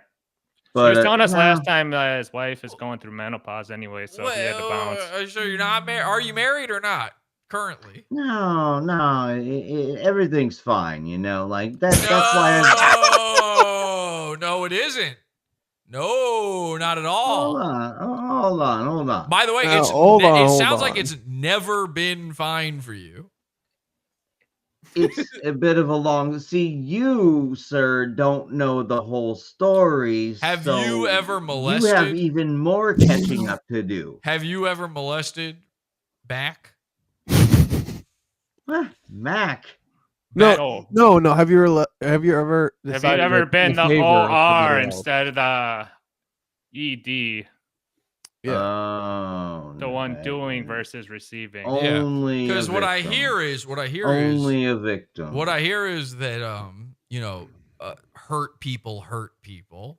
Right. And so what ends up happening Yeah. a lot of the time is when somebody gets R'd or M'd as a child, that they end up R'ing and M'ing children themselves later on. Have you ever dabbled? Dabbler. Never. Really? No, because you understand what the trauma. Woo! You understand the fucking trauma that it does, and you don't want the cycle to repeat. USA. He's done a lot of work on himself over the years. No. Kenneth, also, you are an upstanding citizen. Like, you became a jeweler. You went through some horrible drug How issues. crazy would it have been if I was like, yeah, I've got this uncanny ability to nail a guy with and then they're like, do it to Kenny. And then I was like, he sucked a cock when he was 3. Pretty close. Kenneth, I'm so sorry this happened to you. I did not know we would dive into your rape. tragic. I mean, your molestation that happened to you. It looks like it's killing you that we're doing this right now. Yeah, I do see like some distraught in you. I don't mind talking about it. I just really. You should I've just mind. been doing... Did you not hear me earlier? You should never tell anybody this. This is. But he's a comic, so he has to. God. All right, Kenny. Can I talk? I've talked about it before. It's out there. Can I? Yes, that's the problem. Can I be real with you for a second? Here, the problem. Can I be real with you for a second here, Kenny? All right, Columbo. Here's what you need to do. You need to find a new set of people and never tell them about this and never discuss this again and never be seen around the people who know that you're a molested ever again. Okay? I'm not kidding about that. You he's for real serious. You really need to put a cap on this whole I'm a molestation victim thing. I've been raped. I sucked cocks as a baby. You need to listen. I know what they say. The cat won't go back in the bag. You know, the Pandora's box and it. Fucking figure it out. Lid that thing back up as hard as possible. And by the way, conk yourself a few times. Make yourself forget about it. Like have a coconut fall on your head, Three's Company style, until you have amnesia about this. You have to get rid of this from your life. Yeah, it's bad. I don't didn't even know this story. Why? I didn't know this either. I don't dwell on it. Like, why do you're the one dwelling on it right now. Yes. Why do you, and by the way, so does everyone you tell. From now on, I'm 37 years old. I never talk about it. You're 40 years old. It only gets brought up when I come on a fucking show. It shouldn't. Nobody should know this. That is. I know. What happened to the 15-year, like the guy that you sucked? I think from what I remembered, they actually went pretty lenient on that fucking little bastard. Not something you can say about yourself. No, he didn't go lenient on me. That's for sure. He leaned something on you. Oh no. So wait, hang on. I do want to dig in deeper though. So this wasn't your. Oh, go ahead. So, Poke, did this really happen? Because I watched back our interview, and it seemed like there's a couple things you might have made up. Quite a few things that you might have made up. Stolen molested valor! Stolen molested valor! I'm not saying. I'm just saying. Like, I knew it. I told you. All these guys make it up. I have no idea. You're no Carlin. What do you think's made up? The suck. Well, I can't remember because I haven't watched it in a long time. But I remember at one point early in the interview, and you were drinking a lot on that interview. You had said something about some stage of events that had happened, and then by the end of the interview, they were different. And it wasn't about this. It was about, I can't even remember exactly what it was, but I just know like maybe sometimes I'm not trying to make it. I think you're funny as fuck. All right, so. What color was the babysitter? There you go. What was his hairdo like? I believe he was white. I believe you sucked him. You know what? I can fly. If you suck a guy, you know what color he is. Come on.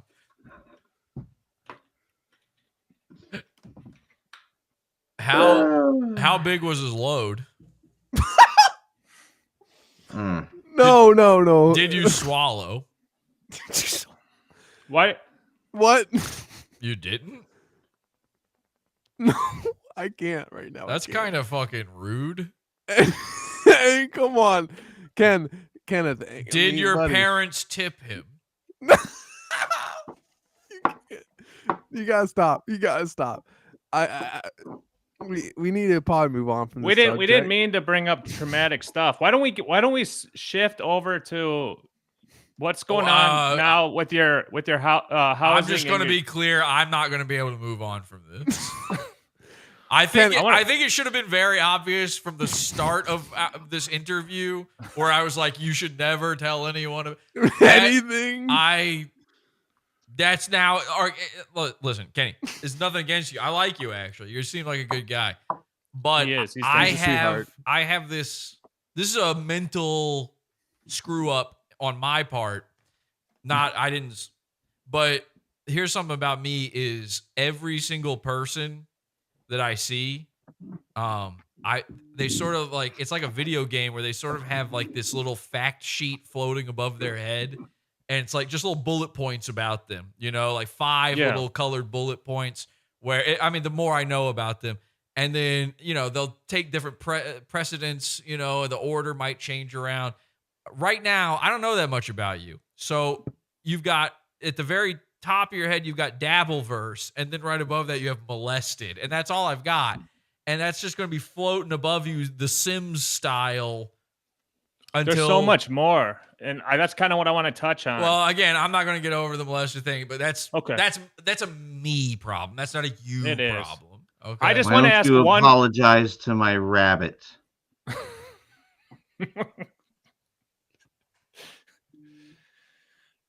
Is that something you made? No. Okay. I just want to touch on the one current event relating to more of his recent love life. So you had your wife that you met because you guys both like Conor McGregor online, right? And then you guys were living out in New York, and then she was on the stream a little bit with us, and then you started doing your own show, and people were messing with you and all that shit, and then now you're in a different location, right? Mm-hmm. So what's going on now? Tell us what's going on in life. Just a quick summary with the relationship and where you are now. Molested. Well, all of the problems, like all of the things that went down before I moved out and everything, everything that transpired. That's the word I was trying to find. It wasn't my wife that kicked me out. I'll say that. But the living situation I was in, it was not the best. It was not the ideal living situation for me coming to New York. I needed space, to be productive and creative. And then now I actually have that. So why do you need that? For what? He's a musician and a comic.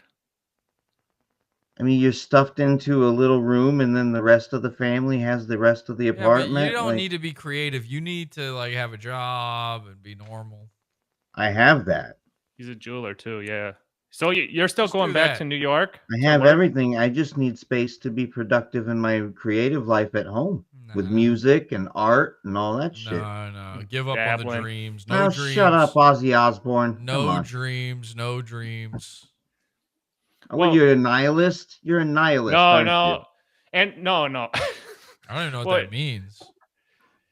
Jesse, he was living in like this tiny apartment with like his wife and his wife's kid and like his wife's parents and all that shit, right? I'm a peacock, Captain. You have to let me fly. So it was kind of cramped where he was living. He was kind of living with his wife's family, who was from overseas, right? Yeah. Which sea? Yeah. That's a good question. It's the Pacific. No, it's not. Where are they from? That would be that's an ocean though. That's not a sea. I was gonna say I could name the ocean, but I can't name the sea. I'm asking where are they from? Philippines. Oh, Buyong Sea. Sorry. All of them are Chinese. Is the joke. So are you still you're still keeping in touch with her at least? Yeah, of course. Get you pumped for UFC 300? Oh man, when is that? Saturday. We don't need to dwell on that. Is it a pay-per-view? Of course it's a pay-per-view. Yeah. So him and his wife met because they were in a chat room and they both like Conor McGregor back in the day, and then she came over from Philippines. It was kind of the other way around, but yeah. Okay. So Ken, I don't want to go back on what you got molested by. Well, and I don't want to go back into the past. I know you don't. After all the bullshit happened, basically right now I'm in the middle of developing like a 5-year plan. I'm thinking about the goddamn what is the 5-year plan here? Don't get molested. No. I think now it would just be rape, but What is the definition of molestation? Is molested just being touched? What is it? Because I think if you're sucking, that's more than molestation. It should be, right? Yeah, you were raped. Yeah, you weren't molested. You're a victim of rape. You were Me Too'd. Me Too. Yeah, the comic get Me Too. So you said other, Me Too. And you were molested by you were raped by multiple guys, right? Who were the other fellas? That's what I've been on. Oh, Jesus, dude. Come on. Come on. You're a comedian. Who else? Well, my childhood was not fun. Let's just put it that way. No shit. Who else? There's a lot of dead air here, man. We need someone to fill it up with. Come on, Ken. You can tell us. All right. So you were 3. You suck off the one guy. What's the next age that something happens? Or were you sucking for a while? Like, did that go on for No. Was that a one and done? A one night stand? If you want to call it that, I guess. Was it a family member after? No, I got a question for you though, Ken, real quick. After you were molested viciously by your babysitter, when you started to develop hormones and started to actually, get going, what were you mostly attracted to at the time? Was it more male testosterone, or like what was going on in your body at that point, or was it kind of hard to find your way towards females? No, actually, I remember when I was what grade? When I was 6, I would say she was my first girlfriend. She was actually Chinese. Oh, sure. So you've always been attracted to the Orientals. Wow. I like rugs. No, you okay? Well, all I'm saying is your 5-year plan. What is that, real quick? If you want to explain that to the audience before we continue on with this, I mean, who wouldn't want to work their way out of New York City? Let's put it that way. Like, Jesse, can you talk on that? Working your way out of New York City? I'm sorry. I'm just thinking about being molested. It's a horrible thing. I could not ever imagine being molested at 3 years old to suck. All right, you know what I'm really thinking about? You know what I'm really thinking about? All right, so your wife is a Filipina. Is she like a mail order bride or no? But she's FOB. Yeah. Well, you said she lived in Philippines. She wasn't like born here, right? Right. Yeah, so she's fresh off the boat. Imagine this. Imagine you're a Filipina. You barely speak English. You marry this dude. Okay. And then one day he says to you like, I was molested, and you're like, you don't even I'm not sure they even have language for that. What do they speak? Like fucking ching chong Spanish or something? Like Philippines, like in the Philippines. Actually, in the Philippines, by the way, that's like legal, I think. So right. What she slapped you like a bitch. She was like, "Yeah, of course you sucked your babysitter's dick. What else would you do?" Yeah. Well, she's a lot older than Kenneth. Why are you? Well, first of all, the language they speak is en español. Yeah, get it right, asshole. All right, speak some for us. Oh, she's like. What I don't speak it. What do they it's speak? Just a mixture. It's a mixture of Asian and Spanish. Wait, what do they speak? Tagalog? Yes, Tagalog. That's it. Okay. Well, but a lot of Spanish is very similar to their if you're trying to tell somebody like what if they want to know what time it is, it's universal between Spanish and Tagalog. Wow. Okay. It's very interesting. And the same with Portuguese. Portuguese has a lot of Spanish in it, and then also French. It's like a mixture of Spanish and French. How much older is she than you? Excuse me. Pardon me. How much older is she than you? Oh shit! Sorry, maybe the wrong earbud. Well, pardon me. On our last interview, she was going through menopause, and he wasn't able to bang her as much as he liked. And I was kind of sad about that because I was telling you earlier, and I'm kind of glad you left to some extent because now you have. I'm just saying this. Me too. I'm telling you right now, bro, and I'm saying this, you're a young 37. You look young as fuck, honestly. No, I You thought look he was. like a Michael I thought he was Rooker. You look like 40. Michael Rooker, honestly. Michael if you were Rooker younger. is if I shaved 67 all years this off, old. you would think I was 15. How old is Michael Rooker? What the fuck are you talking about? Yeah, Yeah, Michael he looks like Rooker. Yeah, who's Michael fucking Rooker? He's the serial killer. He looks nothing like Pogue. No. All I'm saying is this, though, Pogue. You're in a good mindset and a good place right now. He's 69. Michael Rooker is 69. By the way, Michael Rooker wears the same fucking glasses as me, apparently. But he's this fucking hair, this Ozzy Osbourne looking Michael Rooker guy. No. But what I'm saying is, she's in menopause, and I've been telling you for a long time, you're a man of violence. You're a man that has survived violent acts upon him, and you're also, your family are obviously made of survivors because you survived this long. And you're thriving. Yep. Yeah. So my thing is, you need to bear children at some point, and we talked about this. Yeah. You really do, because I'm glad you got rid of the Filipino mistress now, because come on. No, you have. She's gone into your life, dude. Trust me. No, as the months gone. go on, you swear to Christ, she's coming over here on Staten Island or where the fuck you live and just thriving with you every other weekend. Staten Island? Ugh. What's the I'm being honest with you, what's even bro. the point of living in New York if you live in Staten Island? That's like it's actually better than living in Brooklyn or the other boroughs. The rest of them can. That's a death sentence. Sure, if you don't ever want to go to the real part of New York. What is the real part? Yes, Staten Island doesn't count. Well, the thing is, I didn't come from the real part of Denver, so I came from the Staten Island part of Denver. Where are you from? Arvada? No, Lakewood, bitch. Oh my god. That's a nice spot. Where are you from? Littleton? Who the fuck says Arvada? I don't know. How do you pronounce it? Arvada. Do you say Nevada? I don't say Colorado. I say Nevada. I also don't say Colorado, Well, we all say Colorado. Yeah, I'm not from there. Wait, no, we don't. By the way, I didn't even know. Retarded. I didn't even. We're talking about all these fucking states and how you say them.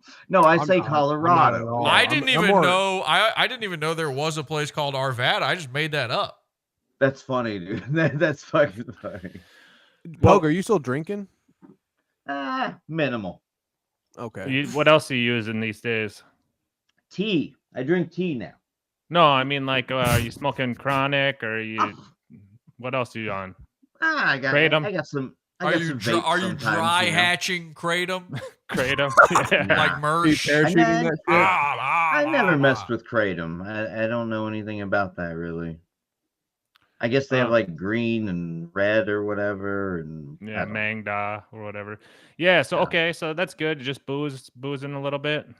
Yes, I've actually been doing really good. It's like 2-3 times a week at the most. Nice. Are you shooting your shot with any dabble dimes?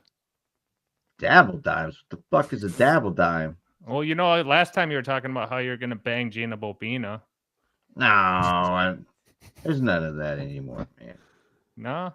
I mean, you're looking a lot healthier than you were last time, so. Thank you. You are? That. Have you been going to the same beer hall? No, I don't. I don't go out. Pool hall. Yeah. I don't go out anymore. I'm just focusing on myself and my future, getting my jewelry done and shit. I wish my fucking camera would get its fucking future in order right now. How big is your penis? Yeah, how big is that cock of yours, man? Is that thing roostering right now? Oh, come on now. Anyway, what is the 5-year plan? Yeah, we haven't heard that at all from you. This whole entire fucking time about your molestation and rapes. All right. Well, yeah. I mean, the whole. I don't have the whole thing planned out right away because I've just started. I'm just slowly building it. I know that I need. Tell me what it is. I need to focus on like maybe getting out of New York, but then just making sure I'm building a business and whatnot to you know What is that ensure said some business? jewelry, of course. Come on. Okay. Yeah. Of course. Yeah, he used to stream from his workbench at the jeweler shop. Do you So he wear would show us- wear jewelry? Not really. No, he fixes it and That's odd. I would makes think it. I would assume a guy who sucks a cock probably. Sorry. Well, I've done it since I was 18 years old. You've been sucking cocks. Oh no! I thought you said God 3. damn it! No, I got a real question for Kenneth here, though, bro. Because I didn't ask. Oh, nice sworn you lighter. said 3. But anyway, so Oh, you made that? It's not a is that a lighter. racer? What is that? A Jolly Rancher? No, it's a Ukraine pendant, right? Ukraine. Oh no! If anything, it's Denver Broncos. Nice. Okay. Anyway, so I really do want to ask you something, Kenneth. I never asked you last time on. Well, you were on the show. When was the most recent time you have somewhat courted a man and or some aspect? You ever done that or Besides the No, pool hall. because I know you've been with a transgender personnel that was somewhat lucrative to you. Michael, All right. Let's put it this way. Blair White or me? Oh, I wanted to point that out. While I was watching backstage, definitely Blair White, sir. Okay, thank you. By the way, good. So I looked her up. You, Yeah, I bet you looked quite a bit up. Probably looked a little down too, a little sideways. We got to go back to something here though. When was the next time you were molested and who did it? Again? Yeah, I kind of want to know that. Come on, Because man. that's been hanging in the air here. It has been, That's yeah. all I'm thinking about. I just need to get that out of the way so we can move on.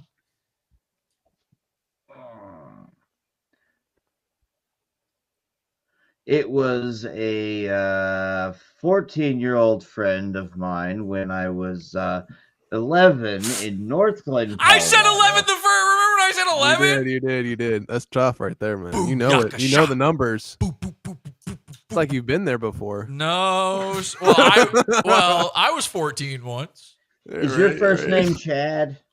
Yes. Of course. They call me that. Of course. So how did he do it to you? Like what transpired in that engagement? Yeah, what do you do? Get you drunk? No, I honestly couldn't even really explain it. It just happened. It just ended up fucking happening. Dude, at 11 you're gay. I'm sorry, man. Well, at 11, I think from the previous trauma in my childhood, I just when was blocked the it out, you know? When was what have you received? When was the first time you got a little girl action? Yeah. Oh. Yeah. There's the chick at the dispensary. Ah, fuck. The dispensary. Like there's some prostitute at the dispensary that you were hanging out with or something. She gave Or you is a that a freebie. lie? No, never. It's in Colorado. Never All right, fine. Get back to like what chicks you. Somebody have their with. phone on their mic cord. I'm hearing like there's interference from a phone. It's bothering me. Side. I'm not hearing. I don't think it is on my side. I just checked. I'm not hearing anything. Okay. I hear it though. Yeah. You hear that? Oh, no, I am. Pogue, what? Check your table. Whatever you're. It doing. stopped when you muted. Yeah. Pogue, it's Okay. you. I was right. Anyway. So rape. You've been. No, honestly though, when's not the rape. Pieces he's gotten. Yeah, what was the first pussy you ever had, and how much was it like a man to you?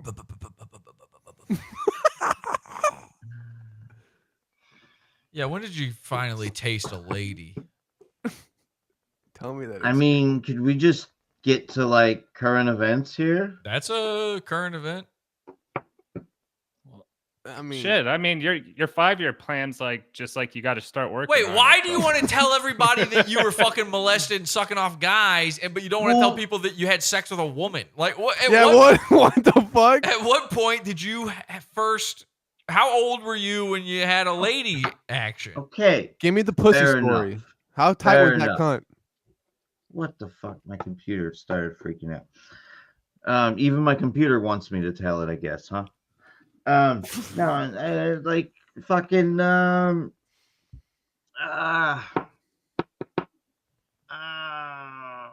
16 all the Nice. way, and then like a little various Reach stuff around. like between 13, 14, That's it. Just that's all you give us, but you give us in depths about. Pogue, you're a comic. Come on, make the story entertaining and make me laugh, funny man. No, just tell the story with better details. Did you say butter details? I'm trying to look up the children of the what's it called? Children of the Corn? No, your song. Oh yes, let's play Children of the Poison or whatever. Yeah, here, play that. What's it called? What's it called? That. Let's hear it. You're still clicking. Yeah, it's super annoying. All I can think about is that sound that's happening. And I know what it is now. I know what it is now. I'm molesting. sorry, guys. Right, thanks, bro. You being molested. Let's play the song if you can get it, bro. I'll get it, but Pogue, talk. All right. Anyway, Jesse, so you and Mersh have been great friends for some time, and then you guys had that falling out at that one point in time. We already talked about that. No, of course, but let's keep talking about it, to fill the dead air. So I've got other stuff. I'm not just Mersh, guys. Okay. I have a storied history beyond Mersh. Storied history. You're like, yeah. I mean, I've been doing shows back since to the ages. 2009. I've done things that you wouldn't believe. I mean, really insane stuff. All right, perfect. Here's the song. Oh yeah, that's a song, all right. This isn't the song, but this is some of your stand-up. I know since Jesse's seen a lot of stand-up, maybe we can break it down. Is that cool, Pogue? This isn't a song. This is like I know. I couldn't. I just typed in. Oh my god. This is your stand-up. You want to watch it? You cut my joke off. I know. I'm gonna go to the beginning. Oh, sorry. No, that's not what I meant. Go. Wait, and real quick, how tall are you? 5'10". We'll see. We'll see about that. I don't know. I don't know if I believe that. Go ahead. Yeah, well. What's going on? Well, I wanted to start a smart car rental service called S-Car Go. Nice. I have a few new ones, so I'm going to be looking at this piece of shit for a minute. Fish don't speak English. They speak Finnish. Wait. Oh, yeah. That is a doozy. All right, brace yourselves. My therapist told me to look inward for the answers, so I bought a FUBU shirt. Oh. N-word. Okay. We're having fun. That's what that is. I went from chalk dust to angel dust. Stuttered that one. Oh, well. That one was awkward. I saw a place on my way to another place. What the fuck is that?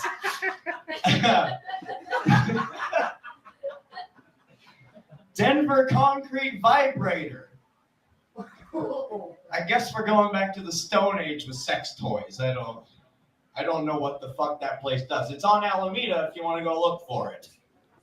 It's a real place. Seriously. What was that place all about? Oh man, I think it's like a masonry company or something. Nice. My take is, Jesse, what do you think about it so far, honestly? If you could give any type, because you're a former comedian, could you give any kind of take on that?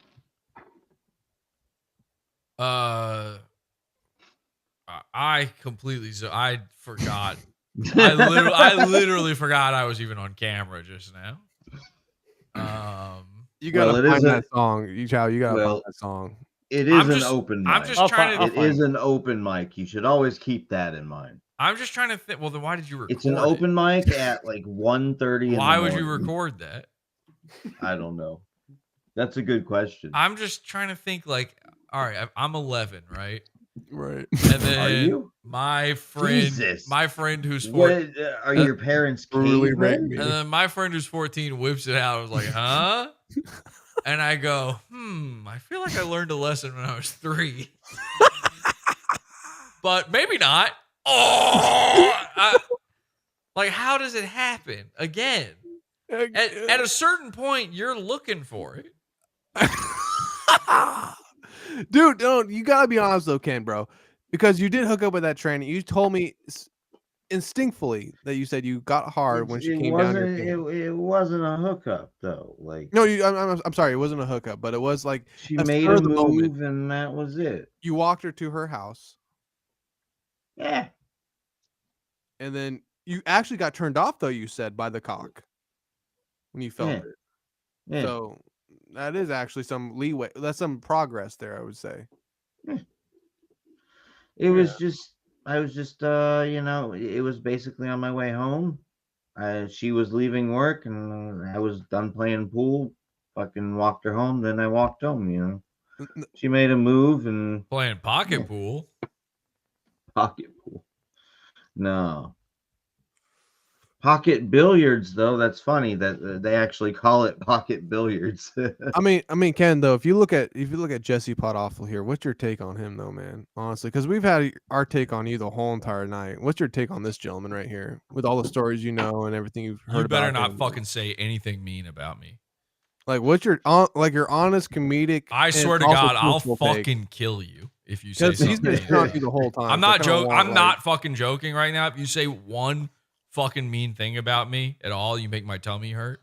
Well, you make your tummy hurt? I will molest you. Well, Chow looks for the song. I really want to. I will convince you to suck. Acid reflux? I'll convince you to suck me off against your will. Oh, wait. Convince me when you sucked off the guy when you sucked off them kids. How does that work? You convincing when me you sucked off to do that against my will. When you sucked off that how does that make sense? When you sucked off that kid, do you ever remember that? And is that a crime when you do? See, are you gonna take that shit, bro? I want to hear what you have to say about that. Have you ever jacked off to the thought of sucking off that 14-year-old? No, fuck no. Okay. Did you did you come? No. Okay. Sorry. Anyway, what were you going to say about me? Don't make it mean.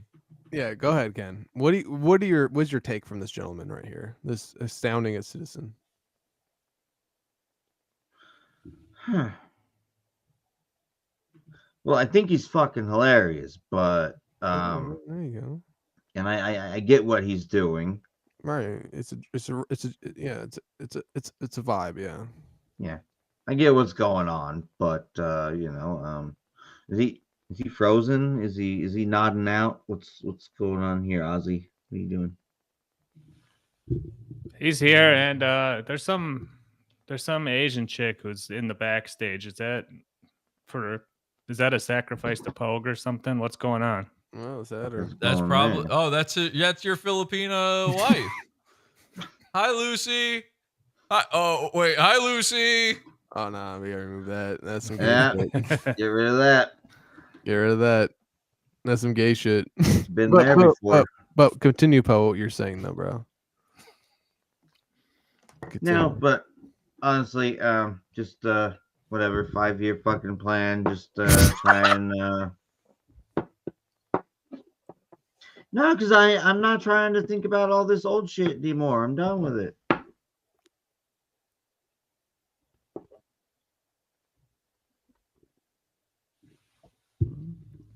I can't find his music, bro. I don't know where it's at, but Pogue, what is your fucking song, bro? Before we fucking end this shit, what is your Pogue? What is the song you make? The beautiful song you showed all of us. Remember? I don't have beautiful songs. Take off the hat. Yeah, take that off, man. Come on. Throw that thing away. Hmm? Yeah, listen, you will never. I need you to understand this, okay? You will never, ever succeed at anything in life if you wear a flat cap. You have to get rid of it. That's advice for everybody out there. It's What kind never. of hat do you? It's What kind of hat do you nothing. You're suggest? not a hat guy. You just need to go raw. What kind of hat would you suggest, Nothing. sir? You're not a hat guy. You need to go raw. Well, then I gotta shave my head. I need you to take that hat off right now, and Nope. I need you to destroy it. No. I need to see that thing either on fire or cut up in the next 11 and a half minutes in honor of how old you were. Can you just take a drink with me, bro? Hmm? Can you do a drink with me, man? What drink? What are you drinking? You drinking tea? What we got there? No, I got a beer, a Bud Select, man. Wow, I got fucking. I'm out of tea. Perfect. Grab a beer with your boy. I got. Remember last time we did this? I got some Dr. Pepper here. Oh, I can't do a cheers to that, man. But I can do something better though, Ken. You say you don't remember your music, correct? Sure. I think it's called The Wolves, right? Act 1 and Act 2. That ain't me. Are you sure? No, that definitely ain't me. Or Up in the Air? That's Bon Iver. The Wolves Part 1 and Part 2, I think, is Bon Iver. Oh, okay. Fuck his music, dude. He doesn't want to play it. We won't play it, man. Right. Yeah, just I'm on to something new. Like, why does everybody hang on to the past? Come on. It was a good song. No, You're That's the so one dumb. who told everybody that you're a molested You've guy. got musician in your fucking biography, dude. I'm looking at it right now. It says musician right Okay. here. Jeweler. Over here we got him talking about molestation, and then over here we got music guy, and then here we got fucking I can't even keep track, man. No, my thing is like you're kind of coming off aggressive, saying like, "Oh, you music and shit." Aggressive. It was I a just little. want to move on to the future. You want to move on, but you're in your bio, which I'm reading, it says musician, jeweler, dabbler in comedy, beloved chata, and a bunch of other bullshit. Like musician, where's the music? I want to know. I'm a fan. Yeah. No, initially I wanted to bring you on. Who cares about the music? I wanted to bring you on. What's your take on the state of the dab right now, brah? Yeah, I'm bored with it. That's the Yeah, state of okay. it, man. I'm fucking tired of it. Yeah. Okay. Well, I'm that exhausted helps. on it. You got any other It's questions for Jesse? It's the same thing every day on all of the shows now. Do you have any other It questions, Ken? And it kind of feels the same on here. I was on. I forget how long ago was that. Like it kind of feels like the same thing on this show now. Ken, From when you were on 4 months ago, it says on YouTube. yeah. Kenneth, do Sounds you have about any? right. Do you have any questions for Jesse at all before we let you go, buddy?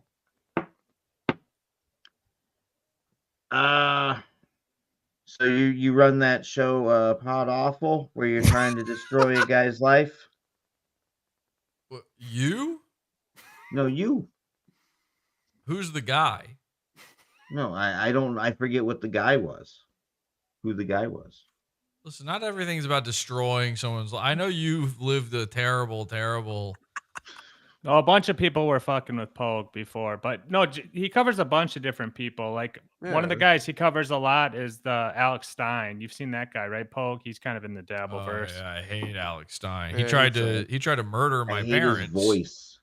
Why do you hate my voice? I kind of understand why you hate my voice, but Yeah. What's wrong with his voice? Yeah, so he covers all that. He finds guys like that and does Alex tried to show. murder my parents. Yeah, that's not good. Yeah, he threatened to send bounty hunters to my parents' house. Like Dog the Bounty Hunter? Yes. Like Django Fett. And all because I made fun of him.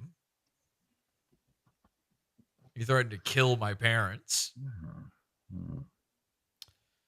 What else you got? You got any other questions, Pogue? Otherwise, we'll kick you off and we'll wrap it up with Jesse because he's really distracted. Unless you want to talk about, the fun stuff, and then.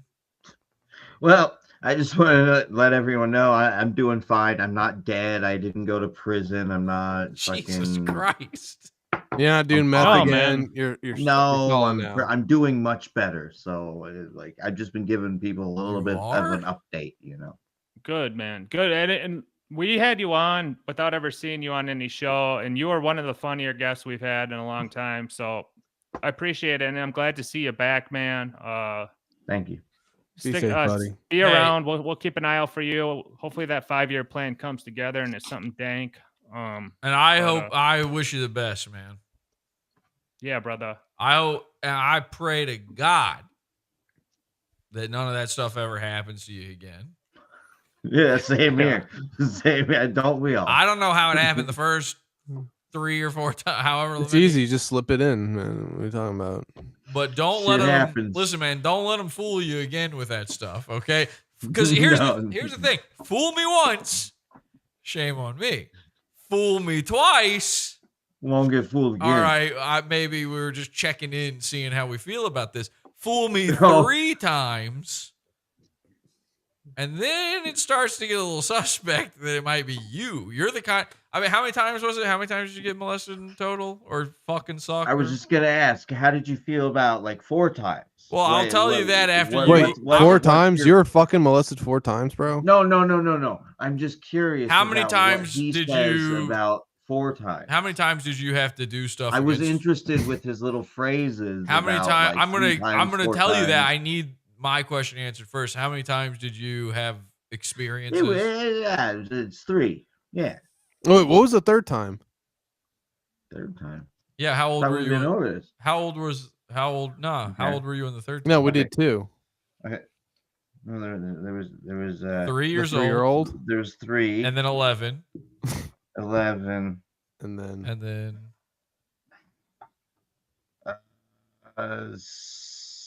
16? 6. Oh, wait, what? We skipped one? We skipped the 6-year-old. I said 6 and 11, by the way. 3 is crazy. 3 times the charm, buddy. Yeah, well, that one's not as embarrassing. Why? Wait, I thought there was more coming after why. No. I thought I heard a ... Yeah, after 4 times it stops being molestation. It becomes your lifestyle. Yeah, I mean 3 times. Again, fool me 3 times and I'm not getting fooled anymore. I'm into it. Right. I'm into it. No, what happened when you were 6, bro? Yeah, what's the 6-year-old one? Oh, God. I think it was 6. It might have been 7. That was the stepsister. Oh, that's kind of hot, actually. That's actually still embarrassing and bad. No. How hot is the stepsister? Would she get stuck in a dryer? Was she trapped under the bed with her pants down? You just accidentally. Oh. What happened? You molested her. How old was she? 10 or 11. Dude, I mean, what are you walking around with a fucking target on your mouth? What did you you got to talk to Jesus about that shit. What did she make you do to her? Eat her out? No. You fucked your sister at 6. Stepsister. You got hard. Did you come? Oh. I don't recall the hard. Because it's not really rape if you come. Yeah, it's not. Ever. Yeah. Like, it's not rape if girls get wet when they get fucked. Because they say that rape is a crime. It's like about power. Mm-hmm. You know? But also it's about jizzing. Well, there was obviously something that happened to her when she was younger, so. Oh. Yeah, she was 10 and she's fucking just a cycle. I wonder if she has a different story where a 6-year-old raped her. No, I think it was her older brother. What did you do? You guys fucked? What do you mean? What did you do with your stepsister? I thought I explained it. Not really. You kind of left it very vague. Ambiguous. God damn, man. Well, you asked if I got hard, and I pretty much insinuated the way I pretty much told you like I didn't really remember because I wasn't sure if I was hard or not. So. Have you ever been hard? Dude, thanks to all this stuff from my childhood, now I'm always hard, dude. What? I'm surprised your father or your uncle never touched you. Like, has your father ever gotten close to you? Oh, hey, sir. Is that touchy? Touchy? That's a good one. I mean, I didn't mean to as a joke. Hey, what was that noise? I didn't mean as a joke. I'm sorry. Oh, okay. No, all right. Whatever. All right. So, Well, so you're Melissa 3 This times. is starting to get depressing. Yeah. I know. Like, that's why I wanted to come on and talk about good things, but these guys want to fucking talk about depressing fucking bullshit. What good thing do you have going on? I brought up the Dabbleverse now. I brought up your 5-year plan, and it lasted Kenneth, one sentence. You for real could this guy. No, Kenneth, no, fuck that. I don't like it when people do that. So like, oh, I'm gonna blame. No, Jesse. I was Hang on. To do this. You were asked to do this out of the kindness of your heart, but my thing is this: I don't fucking like this shit. Don't put this on us, buddy. I and Jesse and Chow asked you very interesting questions about your molestation, and you were more than nice enough to answer them. Don't put it on us that we forced you into this. You could have shut the fuck up and could have said, you know what, your guys, I don't feel comfortable answering this. Let's move on to the next thing. I'm not going to answer any of this shit. But you didn't. You want to talk about it because you felt the need to. I'm sorry that you feel that you felt. I just assumed that if I'm sorry you assume shit. Well, I'm sorry, listen. I'm sorry. Hey, listen, you know what happens when you assume? You make an ass out of yourself. No, you suck off a guy when you're 11. Wait, Capone, why don't you play us a song or something? Play us a song. You're the pianist, man. You got your ukulele? Kenneth, take us out to a ukulele song, bro. Take us out to that. Suck us a dick. You're the pianist, man. All right, let's talk about something good. You want to, Pogue? Pogue, man, like I said, you're one of the funniest guests we ever had. So this has been I'm not trying to be a dick, bro. You kind of when people allow me to be funny, I can be really fucking funny. All right, tell us some of the jokes. I come in here and it's just all about molestation and abuse and all. Yeah, this I'm not shit, into so. that. I'm not. I'm definitely not into that. I mean, it's your channel, so only one person here is into that. Let's Okay, I'm trying to think back to our last interview. You were talking about fuck, man. Well, I don't know, man. You're the entertainer. Tell us something funny. Yeah. Yeah. Do you have not a great vibe? It's not a great vibe. I was hoping for like a better vibe on the show this time, but do you have a notebook full of jokes? Oh, yeah, I do. All right, let's go through them. Let's read them. I moved it around though. It's not. We're gonna read them, and then people are gonna send in super chats. What's that? Is that your TV behind you? Yeah, this. Of course it is. I love you too. You're great. No. So the book before, I remember it was huge on our podcast before because you said you had a ton of jokes. And I've been moving shit around, so I don't exactly know where it is right now.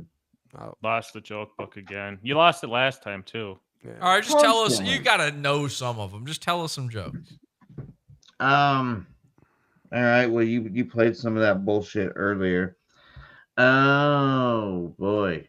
I don't mind just burning these jokes on a fucking shitty podcast. No, who cares? So we are a very shitty podcast. We're disgusting. We're vile. I don't mean shitty. I mean, you said the Saint Joe Rogan. Not yet. And it never will be. All right, go ahead. Yeah, no, please say something horrible to the audience. That's a Don't joke. offend I me don't like say that. anything horrible like that.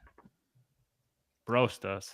Yeah, can you actually? You know what? Fuck the jokes. Roast us all. Can you roast Chow first, then roast me? Because you notice only you kind of got a little. Come on, that's mean.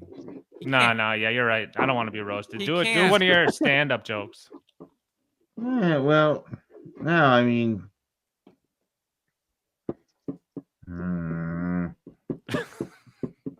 man, I'm fucking tired, dude. I gotta go to sleep. Seriously, like, you had me waiting for like, what was it, a fucking hour? Yeah, I don't know. I wanted you to come on, but I didn't apologies. Want I didn't want you to thought come I on. was the Yeah. guest. Yeah, And I gotta go to Mir work booked them tomorrow. and sent Like, you the this is link. fucked. It says right up here the And Jesse then you bring PS on interview. Oz Awful over here. And... Oh shit! Oh, This is all Mir's fault. I'm blaming him because I fucked up, dude. I told him that Jesse was coming on. And he's like, "Oh, and then Pope of can course come on tonight." Chow's here. I'm like, I'm hungry. I need to chow down on something. There you go. Shit, there you go. Oz Awful, Chow Down. I love it. What about me? Get me next. Little mirror. I'm glad this isn't a mirror. Oh, Yeah. yeah, you get it. All right. You Okay, got hit it, me man. again. Do one that's not Ozzy Osbourne about me. God, you're fucking. I don't know. I have to pee right now. That's the only thing I can think of right now. Take your phone or your computer with you. Yeah, let's watch you Oh piss. yeah. What I could would go love- wrong there? I would love to What watch could you go piss. wrong, huh? I would love to see that and hear it. Can't Well. you just pee in the bottle or that cup that you finished the tea in? When you piss, does it sound like frying chicken? Just pee under the table. Yeah, I don't care. Is that what you think?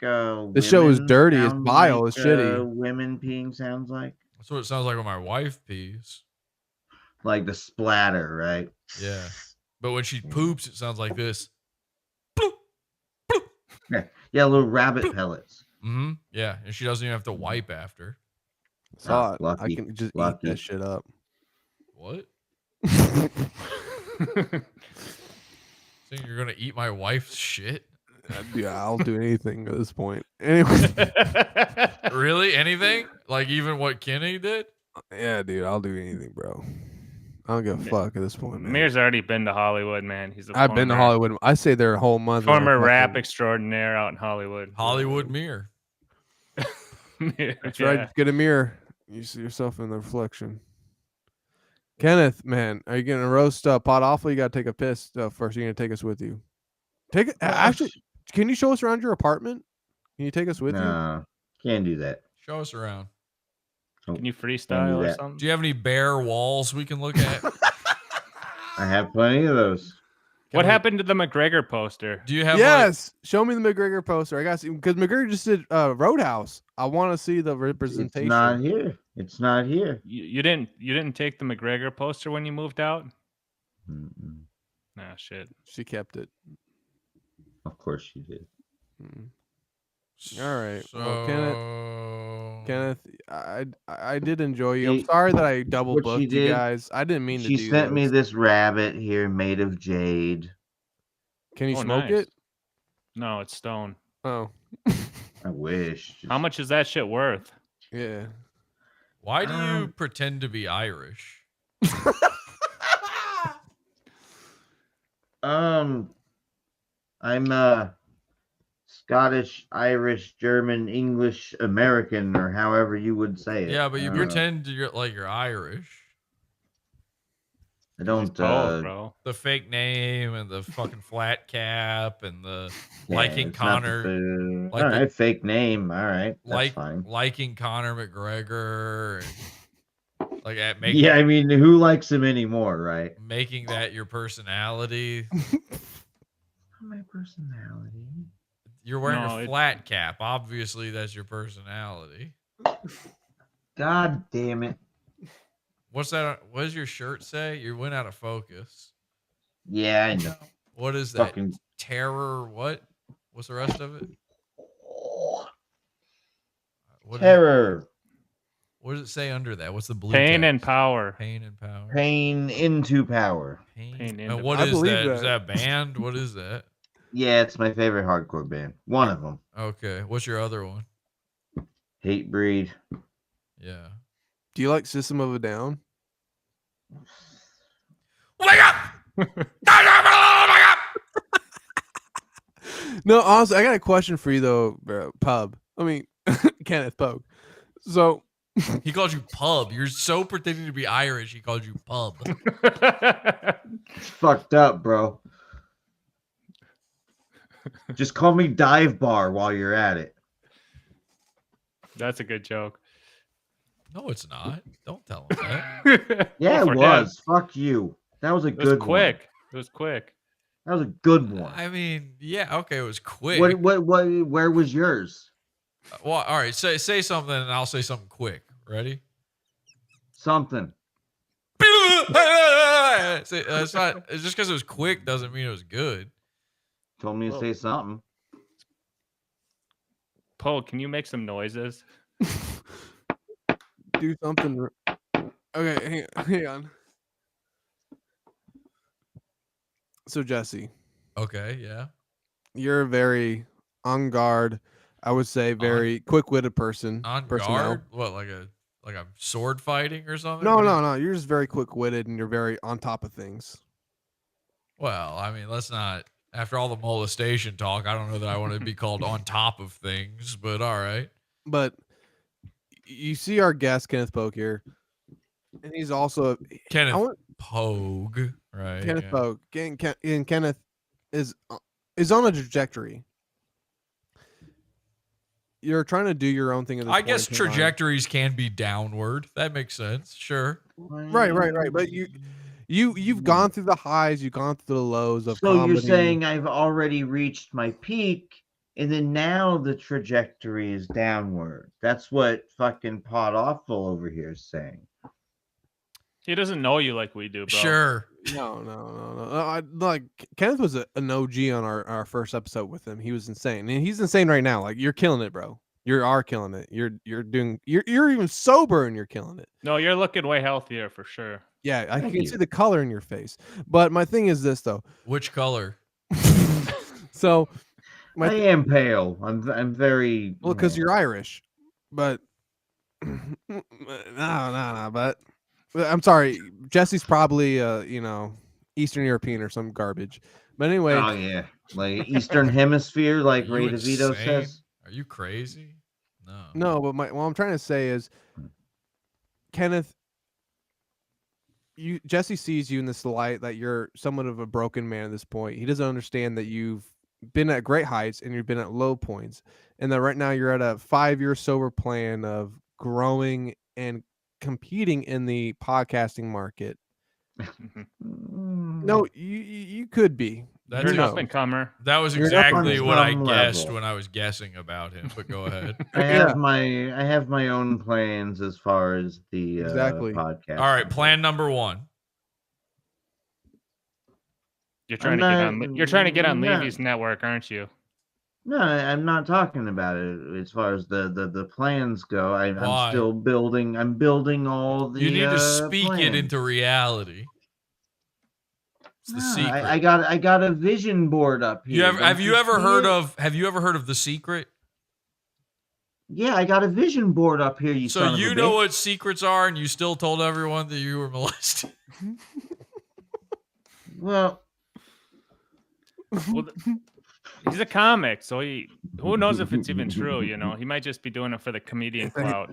I got a fucking vision board up here, bro. Can we see it?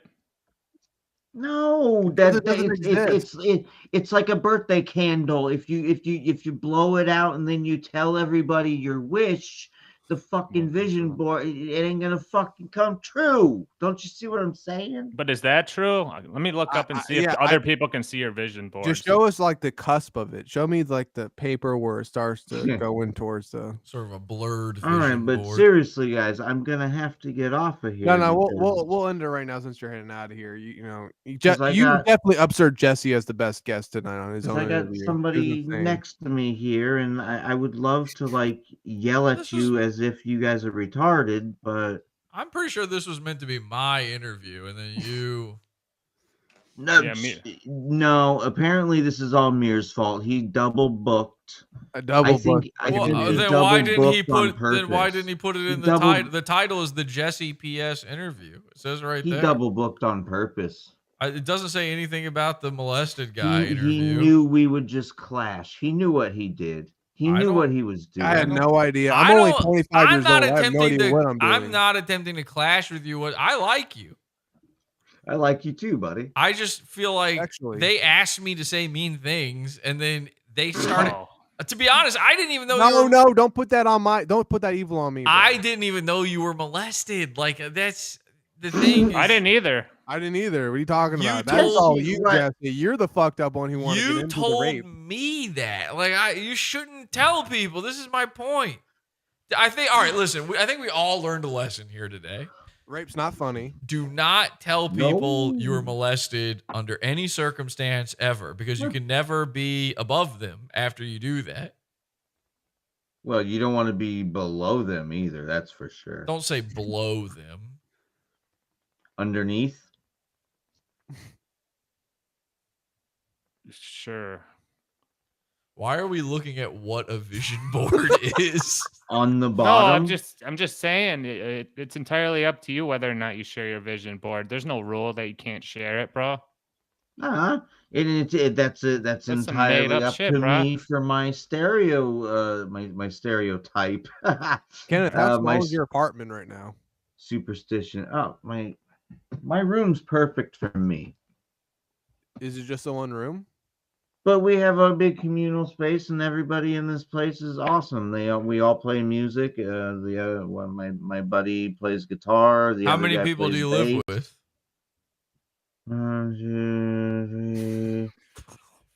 3 others, and then a pit bull and a cat. Ooh, okay. Well, one of you is gonna die. The pit bull is very un-American. Do the other guys know that you were molested?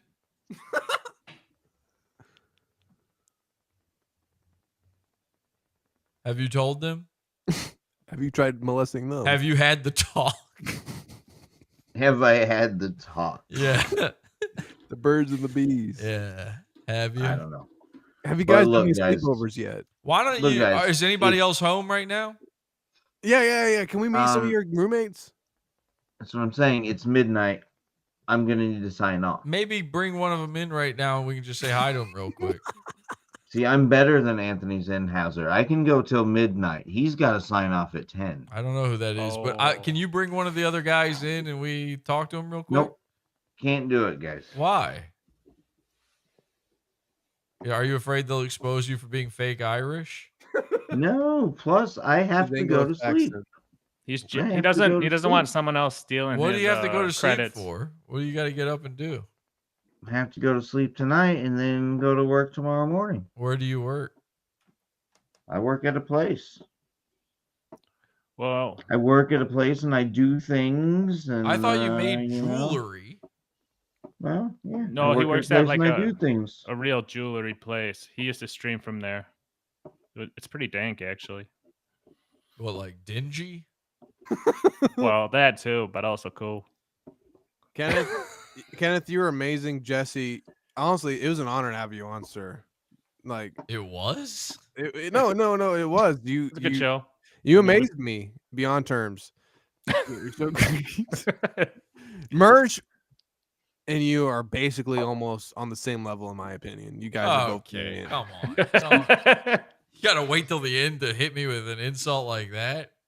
Dude, you guys are both great. Honestly, you laugh at Mersh too. You and Mersh are honestly meant for each other. I hope you guys are. All right, now you're starting to sound like Mersh. I'm not trying to go on a date with the guy. I promise. No, dude, I'm not kidding. You can. He's the Batman to your Robin. All right, you guys are great. No, he's the. He's the Bella to your Edward. He's the salt to your pepper. He's the yin to your yang. You guys are fucking right there, bro. He's the Clayface to my Batman. All right, and either way though. But yeah, no, I think who Batman is it Chow? You just said you don't know who Batman is. I don't know who Clayface is. He's a Batman villain. Okay, I know Batman. I know what's really popular now is Joker. He's a big shapeless blob. Joker's the thing these days. Who's that? Pogue, because he's a comedian. Yeah, Pogue, you were the Joker tonight. You know what? You killed it, buddy. Like, here's the thing, though. You gotta understand, Kenneth, about what's going on right now. You are the person that you're the class clown. You are the kid that we laugh at who has a somewhat disability. You are that kid that makes the room lively. We enjoy you. And my thing is you need to accept that more and not become hostile when people call you out on it. And that's all my only thing. You are honestly you're a great podcaster. You're a great comedian. No. And I've always been no, Jesse is like the mean kid in class that shits on you continuously, but the really nice kids like I and Chow will continuously propel you to greater heights. I'm not gonna shit down your leg and tell you it's raining. You're not good at comedy, but you're a nice fella. You're a good Irishman. I've never seen you do a podcast, so I don't know, but yeah, I'd imagine he could be really good. Tonight he was kind of feeling a little down or low energy, but when we had him on last time, it was get rid of the flat cap. The flat cap is no, the that's problem. his thing, bro. He's been wearing that shit for years. Every flat cap guy, that's their thing. We got to get rid of that. We're gonna cut that in half and set it on fire. What about the long hair and the glasses, though? That's always been. Let's see the hair again. Let's see the hair again. There's not much. Ken. But no, Pogue, yeah, if you are like getting clean you're not about stuff, man, you're not gonna bless. cut, right? You're not on the verge of cutting. No. You're cool, right? Yeah, he's cool. No. I'm just messing with you. I'll I don't mean any of I'll this. shoot you a DM, Chow. Will you shoot me one? You? Yeah. Maybe. Okay. If you're lucky, you fucking bitch. Okay. You don't have access to firearms, right? Okay. All right. Good. Pogue, honestly, well, I mean, it's New York City. I mean, I basically do have access to firearms. I just got to ask the right person. Kenneth, are you good, bro? I didn't want to like make this like a thing about your molestation or whatnot and make you live it. Is it okay? Are you okay? Are you good? Yeah, I'm good, man. Okay. Just want to make sure. Just remember, like, as much as, I sort of poked at you about that, if you weren't molested, you could never be a stand-up comedian. So everything happens for a reason. Silver linings, Every stand-up comedian has to be brutally molested as a child by a trusted older person. Right. But no. Like I said, I will there was something I didn't. Can I ask you one question real quick? Are you what do they call that? Like a one-liner style comedian, half and half. Do you ever do like storytelling comedy or? And like I said, it's like a half and half thing. Like there's some one-liners, there's some like medium form stories, whatever. Do you ever do brutal honesty? I love that. Definitely. You do some of that more in your music, right? The really metaphorical, like real heavy shit. I think a lot of the comedians that people love are the brutally honest ones. I like those ones too. Yeah, and I don't know if you know. Do you like Patrice O'Neal at all? Absolutely. He's one of the greats. One of the greats. I don't know if you know this, but he was secretly on the down low. Yeah. He was a gay guy, and a lot of black almost all black comedians are bags secretly. Yeah, but Patrice. Almost all comedians in general. I met Patrice in New York before he died a couple of times at the Cellar and at Gotham, and he used to say something really interesting. And I just want you to I want to tell you this before we go here because I know I've been kind of rough on you. But he used to do Opie and Anthony and all those guys ragged on each other and stuff. Patrice one time said to me, and I'll never forget this. He said, "Booty, booty." And I was like, what does that mean exactly? And he was like, the thing is, booty, booty. You see, I'm a big black gay nigga, black is cold ass, faggot ass nigga. And the thing I learned when I went to prison, what I learned is booty. And what he meant by that was, it doesn't matter if it's a guy or a girl or whatever. If you're getting some, you're getting some. And so, we can sit here and we can rag on you for, the stuff that you went through. Right. And obviously we don't really mean any of it. It's like terrible. But the point is booty. So as much as we're making fun of you, you fucking lost your virginity at 3. And that's pretty cool. Woo! The White Patrice, Mr. Kenneth Pogue. Yes. We're gonna. Woo! Yeah. Till next White time, OJ. brother. They call him White OJ. White OJ. There we go. R.I.P. R.I.P. OJ. All right, OJ. I just kicked him off because I don't think he's gonna say much more. So No, that was all right, perfect. Jesse. Thanks for coming on, brother. Hey. It's a good show. Thanks for laughing. Sorry, me. it kind of got sidetracked with him, but I think we covered a lot of the stuff I wanted to ask you about because I like doing an interview. I like covering your history, your show, and kind of the current day stuff. So I think we kind of hit everything. Is there anything else you want to talk about? Well, I just want people to know, number 1, booty. Yeah. And number 2, if you don't already subscribe to me, please subscribe to my new YouTube channel because I got kicked off of YouTube and I had to make a new one. You can find it at awful.tube. Type that into your address bar, awful.tube. It'll take you to my YouTube channel. Hey, what's the H2BH, bro? I see everyone posting. Happy to be here. And I have been nice. happy to be here. Thank you very much for having me. Well, yeah, appreciate all the people coming over from Jesse because obviously you got a lot more fans than we do. So that's what you're seeing in the chat mirrors. 80 to 90% of the fans are yours, and then 10 to 20% are ours. So check out Jesse on his channel. Check out his clip channel. There's a lot of really good condensed videos of coverage on. I think the Stein stuff and the Mersh stuff is really funny. Yeah, a lot of my shit's been wiped off of YouTube, unfortunately. So you're gonna have to either check out a clip channel or my website, podawful.com.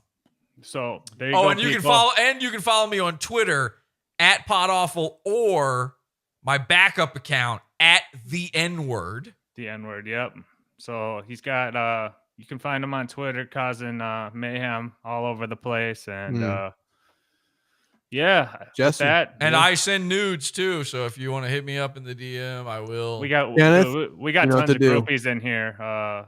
So if you any of our you guys have Musk hoes. Do you guys have any gag hags? Oh yeah, tons of them, bro. Yeah, man. Yeah, we get hoes in our DMs all the time. I love, yeah. Bitches. That reminds me, Lil Mirror, do you have a gag reflex? I've been meaning. No, man. I'll just fucking go down low, bro, like a banana. Yeah. I don't give a fuck, bro. I'll suck anything you need me to suck. I bet Kenneth could like really fucking. See, I didn't mean to double book you, man. Honestly. No, but Kenneth was just such a draw to me with you. I figured you could maybe. I thought Kenneth was great. Kenneth was more interesting than me because I haven't been. Yeah, well, I didn't know any of that shit. That just came out of nowhere. I mainly wanted to catch up on his shit. You should, if you're interested in Kenneth Polk, check out our last interview with him. It's fucking hilarious. Does he have like a YouTube channel or something? Yeah, he kind of does. There's a bunch of these troll guys who were just constantly trolling him, and I guess he still got it up, but he was doing streams like every day talking about like his using and stuff in the past, like doing retrospectives. He really just like, he was doing a lot for a while, and then I guess he kind of disappeared, and now he's back. So that was kind of the excitement of having him on because he had like quit. He had deleted his YouTube and Twitter for a bit, but now he's back. So if you guys are into Pogue, give him a digital pat on the back and say, "Hey, man, keep doing your shit." Because he's an interesting character. Do not give him a digital pat on the back of the head, though, because no, exactly. He might go downwards. No, he's an interesting character, and I brought him on because I was like, he's the quintessential Dabbleverse guy because he's like a lot of these Dabbleverse guys, and he knows all the shit. So I thought if he came on, maybe he could tell Jesse about it. Didn't really go that way, but yeah, I actually still have well. no idea what the Dabbleverse. I didn't learn anything. No, exactly.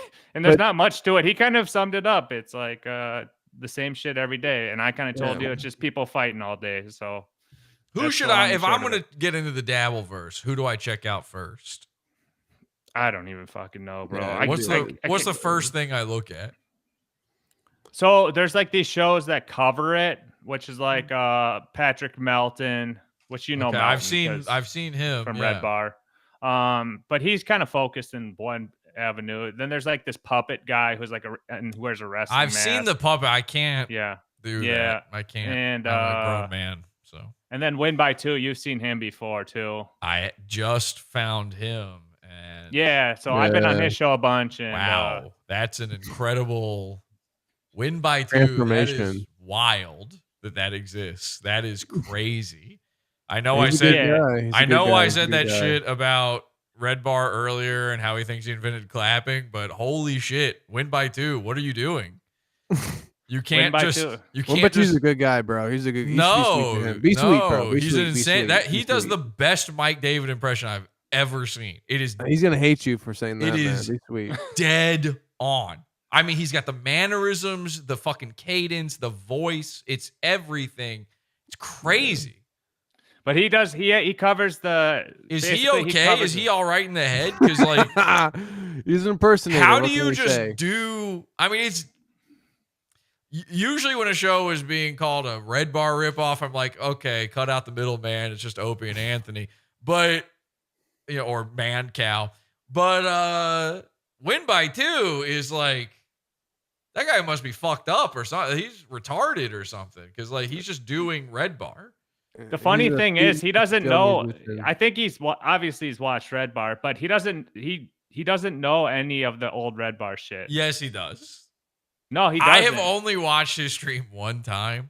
I caught him doing the same. Like I make fun of Mike David for doing this weird little old person spider hand. He puts his hand on his desk like this, and it's like it looks painful. His hand always looks painful. And I caught Win by Two doing that. Like he's even doing that. It's nuts. It's not just because he has a TV behind him. Nobody, no one invented that. He's doing an impression of a guy. So he's doing the Red Bar version of covering the Dabbleverse. Basically. Doesn't Red Bar cover some of that stuff? It doesn't. Nah, he doesn't really get into it. Like, okay. So that's the funny thing. Like, all these guys that are in the Dabbleverse were Red Bar guys, and now Red Bar, from what I gather, mainly covers like Hollywood guys. Hollywood Mike. Yeah. Okay. Well, anyway, sorry. I only just learned about Win by Two, and it's like blowing my mind that something like that is real. Like check it out. He's a great man. I kind of hate that he exists because it like undoes my theory that all of this stuff, all of these people being accused of copying Red Bar is like bullshit. Like then you see him, it's like it's dead on. And he's popping, bro. He's popping right now, man. 2,000 guess. views a fucking show, bro. That's popping, bro. Okay. That's popping. I don't know. Didn't you guys get like 2,000 views on your Mersh interview? Yeah, dude. We're popping, bro. We're popping, man. Okay. Well, that's Mersh, though. Mersh. Mersh brings the. I am going to be very upset if I don't get. I should not have streamed this to my channel as well because I do. We need the views. We need the guys. Views. I need you to go back and watch. If you watch it on my channel, watch this on Mere Musk. Please. We need more views, more money, man. We need more views than Hollywood Mersh, okay? Yes. What were you doing, Jesse? Why would you do us like that, bro? I know.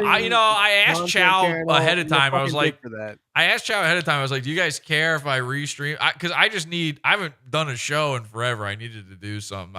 I kind of needed to test my shit to see if I can even do a show. You do us dirty? I realized. No, he asked. I said sure. I didn't care. I realized. Now I know why I should have asked you, Mir. I realized Mersh would never have done that. Mersh was like, you know what? Let's do it for free. He wouldn't do it because he's afraid he's being set up. He's terrified of being trolled. But I don't give a shit. In fact, I mean, somebody porn bombed in the middle of this shit. But and I'm pretty sure that was one of my guys, and I'm streaming too. That hurts me. But yeah, I don't. It is what it is. Well, That's what God it's says. not what it is. No, it isn't. No. Just be blessed that you're Booty, alive and booty. you're breathing today. I'll give you booty. That's what we can go out. Booty. I'll give a shout out to Ray DeVito. That's the guy I really like. You know, like you have goons. He's as the doctor. That's my specimen. So I study his shit all the time. And He's a I was stand up. Stand up, kind of. Yeah. And so he does a show every day with no plan. He just goes live and waits for people to super chat him. But he's on all these pills and drinks every day, and he's a good man. Fool. Yeah, so but, I don't know, man. I'd honestly say just do you. Don't try to jump into this dab thing because it's kind of waning. Take advice from the doctor. He knows. Well, whenever I jump into like one of these sections of internet like that, it kills it. So yeah, I'm kind of interested in jumping in just to make it go away. Please. Well, I know you were talking about. That's actually because we talk on Twitter. We have for a while, but then I saw you post something about Steel Toe, and then I was just like, dude, when you coming on with us? So Steel Toe is one of these guys who's kind of in this Dabbleverse shit. Yeah, so, I have been watching him lately, so I guess I am getting into the Dabbleverse. He kind of transcends though, because like true. Yeah, I like Steel Toe. I'm trying to be friends with him because I think I made the wrong call on Steel Toe. I like him. We interviewed him. Yeah. He's a great guy. He's really like, sweet. He seems like a nice guy. I'll tell you this: he handles trolling way better than anybody else that's being called a lol cow. He actually is. Yeah. And this is people aren't going to like that I'm saying this. He's handling it correctly for the internet. But what makes him so funny is that he handles it the worst possible way for his marriage. So, but he is doing it right. I mean, he's doing what I would do, mostly. I mean, well, no, not at all, actually, but seems like a great guy. It's interesting to watch. I was never he came on and he was chill when he was on our show, but I don't even really like watching him or people covering them because I'm not into like the red pill like stuff all the time. Is that you think he's a red pill guy? Well, I don't know, whatever you want to call it. Not red pill, but have you ever watched his show? Yeah, I was watching it yesterday. Well, whatever. He's talking about like politics stuff a lot. I like it when he gets into some of the drama stuff that's going on with some of this, but there's so many shows that just cover him now. I want to co-host his show, sit in, and because Ape isn't on there right now. I want to sit in for Ape. And, that'd be cool. I'd watch that. He said that I can co-host anytime, but then I keep saying, all right, let me co-host now, and he doesn't let me do it. So I don't really know. I'll put in a good word. But look, look at that. Yeah, put in a good word for me. Look, I came on here. It wasn't a big deal, right? It was a fun show. Pretty good, I think. Yeah, it was good. You roasted Kenneth. You made him feel insecure. You did a good job. Yeah, I mean, I wouldn't do that to Steel Toe. I don't think he was molested. So right. He's a good man. But anyway, let's end this shit because I gotta go, bro. Booty. Jesse, it was an honor as always. You and Mersh, figure out your shit. Be best friends again, please, for the people. No, thank you. No, that's gay. All right, that's it. It's done on our side at least. So yeah, Jesse, good job, man. Thank you for having me. Good times, man. This thing. Peace out, boys. All right, bro. Yeah, take care. Okay, goodbye. I love you. Love you too, man. Oh, okay. Now I'm alone, so it's weird. Well, that was something. I realized about 20 minutes ago that I was streaming on like the lowest set. Like this stream has looked terrible on my end. I was streaming on like the lowest fucking settings possible, so I apologize for that. But that's why I did this interview. I needed to test shit out for the show coming back very soon. Okay.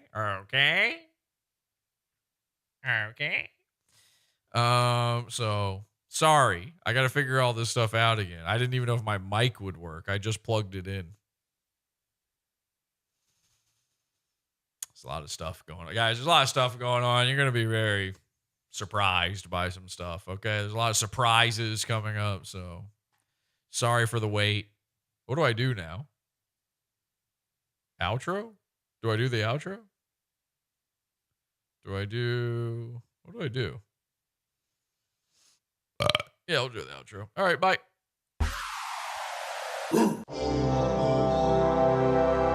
Okay, see, we gotta fix some stuff. Hang on a second. Oh.